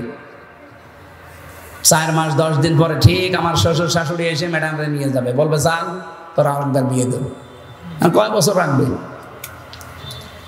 বিয়ের 7 দিন পরে ওই ম্যাডাম ওর বাবার কাছে কল দিয়ে বলবে, বাবা হামজা তো আর কি ছিল, এখন যে জামা এই 100 বার ভালো। ওই ম্যাডামের কারণে আমি যদি বাম হাতের ইনকাম চালাই। আমি আশা করছি কি বোঝাতে চাই আপনি বুঝেছেন। সৎ থাকার চেষ্টা করেন। ইবাদত বন্দেগী কবুল হওয়ার যে ফর্মুলা, প্রথমটা হচ্ছে হালাল রুজি। ওয়াজ তো এইটাই। এটা যদি আমরা আজ মেনে চলতে পারতাম, বাংলাদেশ দুর্নীতি মুক্ত হতো। কত হাজার হাজার কোটি টাকা পাচার করলেন, কি হলো বলেন? আপনি তাদের দিকে এখন তাকিয়ে বলেন, এই যে সালমান এফ রহমান দরবেশ 36,000 কোটি টাকা। আমার মনে হয় আমি সারা জীবনে গণনা করেও শেষ করতে পারবো না। কিন্তু তার টাকায় কি এখন কোনো কাজ হলো? সে এখন আমার মতো ওই মাটির ফ্লোরে থাকে। আমি আশা করছি আল্লাহ রাব্বুল আলামিন আমাদের আখিরাতটা বিশাল আকারে যেন তৈরি করে দেয়, আমাদের যেন আফসোস না থাকে। মরণের পরে মানুষের শুধু আফসোস একটাই থাকবে, যে সময়টা হেলায় খেলায় আমরা নষ্ট করেছি। এই জন্য যতটুকু সময় বাকি আছে সামনে এমন ভাবে কাটাবো যেন আখিরাতের বিশাল ঘর প্রত্যেকের জন্য তৈরি হয়। আল্লাহ তৌফিক দিও, বলেন আমিন। সামনে কোরআনের আয়াতের সাথে যেগুলো বললাম, আল্লাহ যেন এগুলো আমাদেরকে দেখান। কারণ কোরআনের এই শব্দগুলো 100% অথেন্টিক, নাকি হালকা মিথ্যা আছে? আল্লাহ আমাদেরকে দেখিও, সে আশা ব্যক্ত করে আমরা আমাদের অভিভাবক 2 জন এখন এসেছে, ওসি সাহেব, এসপি সাহেব, ওনারা একটু সালাম দিক। আপনাদের পরিস্থিতি এখন যেহেতু সামনে খুব ঘোলাটি হচ্ছে 2-3 দিন, দিক নির্দেশনামূলক যদি কিছু বলার থাকে আপনারা 2-3 মিনিট একটু বলে, এরপরে আমরা মোনাজাত করছি। এসপি স্যার বা ওসি স্যারের কাছে যে কোনো একজনের কাছে দেন। আপনাদের একটু দিক নির্দেশনা দিলে ওইগুলো মেনে চলবেন। কারণ দেশ চালাচ্ছে তো প্রশাসন, যেহেতু এখন খুব ঝামেলায় আছে দেশটা। 2-3 দিন হয়ে গেল একেবারে কন্ট্রোলের বাইরে চলে যাচ্ছে।